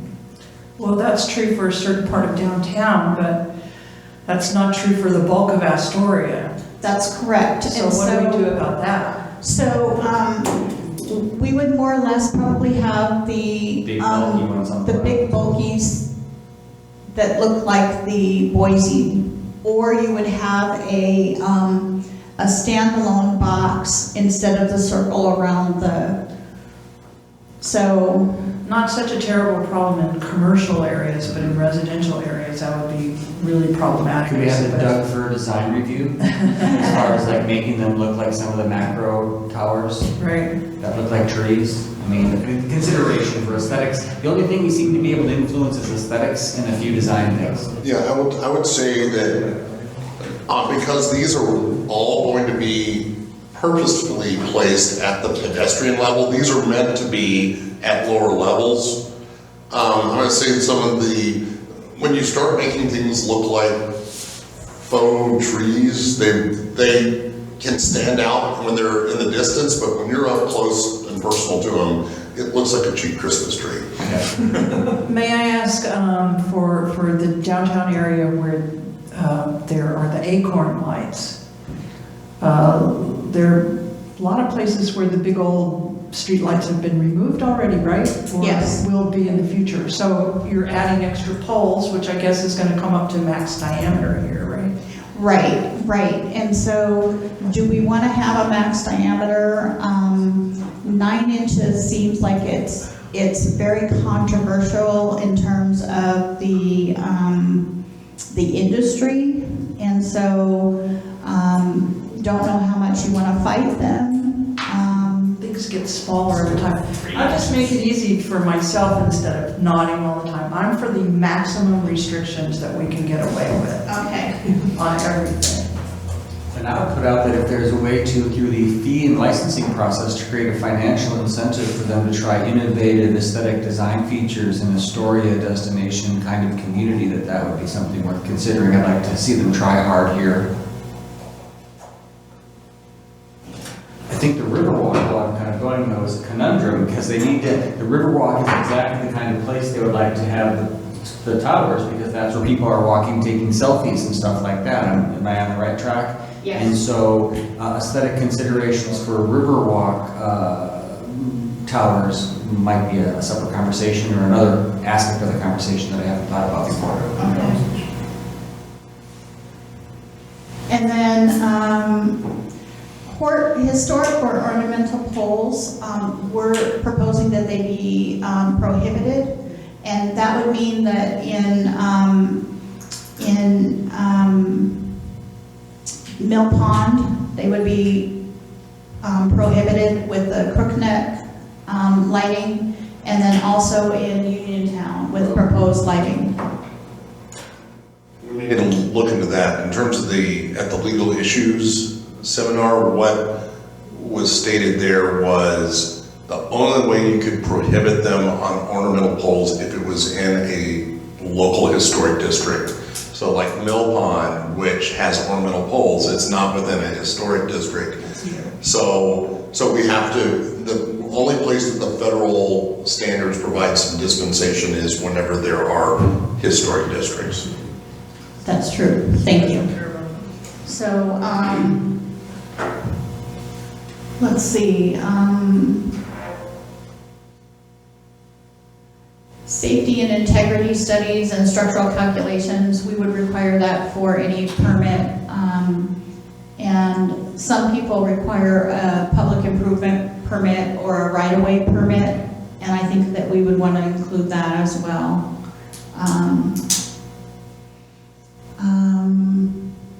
What do you think about aerial cable spans? Do you want to allow it, not allow it? Is it an aesthetic consideration? I think so. It's really ugly. In a city of wires, do they have spans on them? Okay, so, and then what do you think about, let's see. Messages. No, I was thinking, well, messages, do you want messages or no messages? Sorry. Messages or no messages? So do you want them to they have a limit, right now they have a requirement to put a RF sticker on it, a radio frequency sticker, and typically they don't have other requirements. So they don't have to have their name, they don't have to have, in fact, many places prohibit them from putting their name on it. Some jurisdictions require them to have an ID number and a phone contact to call in case of emergency. Do you want any of those things? Do you not want them? My issue is no advertising other than that. Okay. So one other thing to kind of understand is right now, there are three or four major, well, it depends on the merger. So, right. So, I mean, the thing is right now, each one of the different providers, their technology is all different. So each company is going to have their own style and way of installing this. So you have AT&T, you have Verizon, T-Mobile is merging with Sprint, and if that if that merger goes through, then you'll have the 3 meter, but then there could be, I mean, so it's one of those things where the question, I think a lot of the stickers could be, do you have T-Mobile? Do you have AT&T? Right. Do you, and does that start looking like advertising on your poles? Right, and I think I heard no advertising, right? Yep. What do you think about the idea of limiting the number by block face or by generally? Does that work for their technology? If we say 1 meter block face and they say, but that doesn't work, is that the issue? 500 feet. 500 feet. So I think it'll work. It has to work for their technology though, not our aesthetic numbers though, right? Right. But I think every 500 feet is what they're saying. Now in Boise, they said that they wanted to be every 100 to 150 feet. And Boise tried to push back, but they didn't have regulations. So I think having regulations in place that identify what you want is really important. Can you also have them, I mean, if we have 3 providers, can we insist that they fight it out on the same pole? Or do we have to allow for 3 separate structures per block face? I thought that there was the thing about co-location. Does that not mean having all their stuff in one box from the different companies? That's correct. So what I proposed is that co-location be the standard, and that if they want to do something different, they have to demonstrate that co-location won't work. Yeah, I think I saw that one. I made a note that Beaverton and Bend has a co-location Yes. language. And Barbara, in your research, the only I don't think anyone is co-locating quite yet. I guess there is one, I'm going to call it pole designer and provider, which has designed something that could be co-located, but the model is that the cities install these poles and then have the various entities rent from them. And my concern was that the city just doesn't have the resources to go and buy a bunch of poles and start doing this. But that's the kind of the only technology that's even been developed that you've been able to research. Right, And but I'd that's say not to say that there won't be. one thing we might run into with a co-location is with a short pole, a 40-foot pole, and they're putting 8-foot, antennas on there. The co-location being lower is, you're gonna get pretty low, pretty fast, and it may not even be useful for them, so that it might, I would like to see co-location to see the fewest number of poles possible, but I don't know if it's gonna be feasible with this.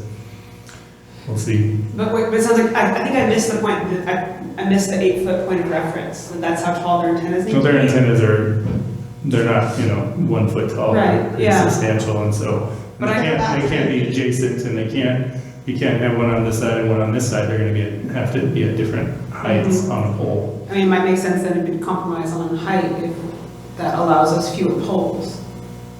Or will this design standard control that only one is allowed per block and whoever gets there first gets it? Or would we have to allow, if we allow one for Verizon per block, do we have to allow one for T-Mobile per block? Now, Madison, Wisconsin, they have it spread out. They have it spread out so that only one carrier can be applied until they get up to 600 feet. And then they allow 2 carriers per block base. So that kind of regulation's okay? It Hasn't been challenged yet. right. Yeah, because that seems to be restricted. It is restrictive. Now, that's not to say that the wireless community won't come out when we actually write the regulations and start to push back. Right, and so these are all gonna be on the right of way, on the sidewalk? Yes. Yes. And some of the chair walls don't even have, so what's the city's engineer saying about the fact that the chair walls in certain places aren't? Well, I will tell you that each pole, those poles are not just floating in air. If you would go and see that there is, for each big traffic pole, there is like a concrete pylon which goes up through the void that those things sit on. And even planters downtown have structural stability under the planters. So I mean, there is a whole lot of girding that happens under the chair walls. So that would all have to be designed and as part of their installation cost. A little off topic, but I watched them install the new post on the corner of 8th and Commercial, the one that used to get taken out by semis every 4 weeks. They poured concrete in that hole for like 2 hours. It was unbelievable. I just stood there and watched, and I'm like, wow, it's a lot of concrete. Is there any way for them to use the cannery-themed garbage cans as a low-to-the-street design? I mean, I don't know. It seems like they want them low, and I saw two short. Anyway, again, the incentive for creative aesthetic approach. I think we're all in agreement. Any other closing thoughts? I want to thank you for those tables that you put together, comparisons. That was really helpful. Very nice. So if it's your pleasure, I'll come back on January 28th with code for this, code for all four, if that's your pleasure, and you can breeze through whatever you want to breeze through, if that's okay. That works for me, and I believe for the rest of the commission. So I'll be impressed. Go get 'em. Okay, so I will have it ready for you January 28th. You'll get it at least a week in advance, hopefully 2. And I won't include as many, there won't be any additional exhibits. It'll just be the code. So keep your packets. Okay. Thank you. Reports of officers. Do any officers have any reports that they would like to make this evening?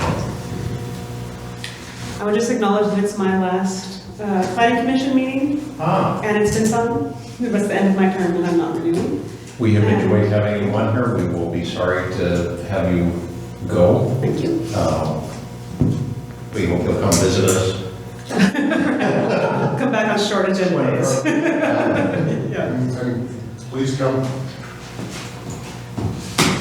You know, kind of going on with that, on the next Monday's city council meeting at 6 p.m. is the commissioner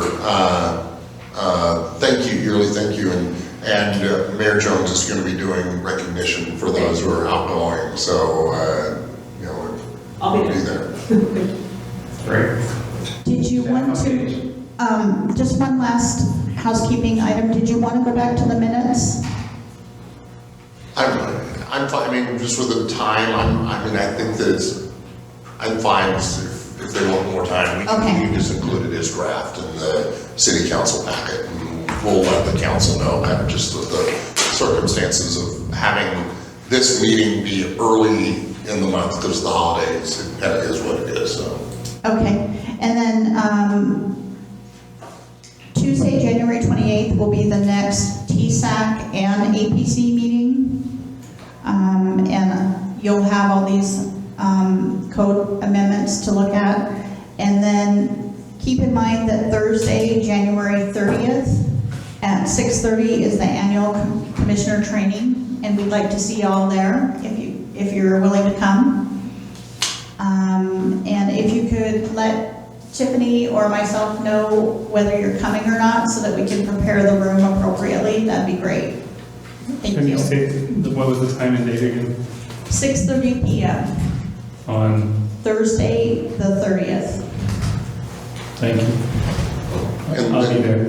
Then also for the planning commission's information, on January 16th, the city council will be holding a work session, which is going to be dealing with possibly directing the planning commission to develop code language which would prohibit chain hotels and restaurants within the city limits of Astoria. So Ms. Fryer is working up a presentation for the city council to be able to provide direction in terms of what they would like to see move forward, and then that will also come to you in the form of code amendments also this next year. So you have a busy year coming ahead of you on a host of code amendments. Great. Anything else? Okay, we have public comment, and seeing that we don't have anyone here other than Ms. Rideout, did you want to? Oh, no. We'll forego public comment this evening and adjourn. For the record, it's 10:01 p.m.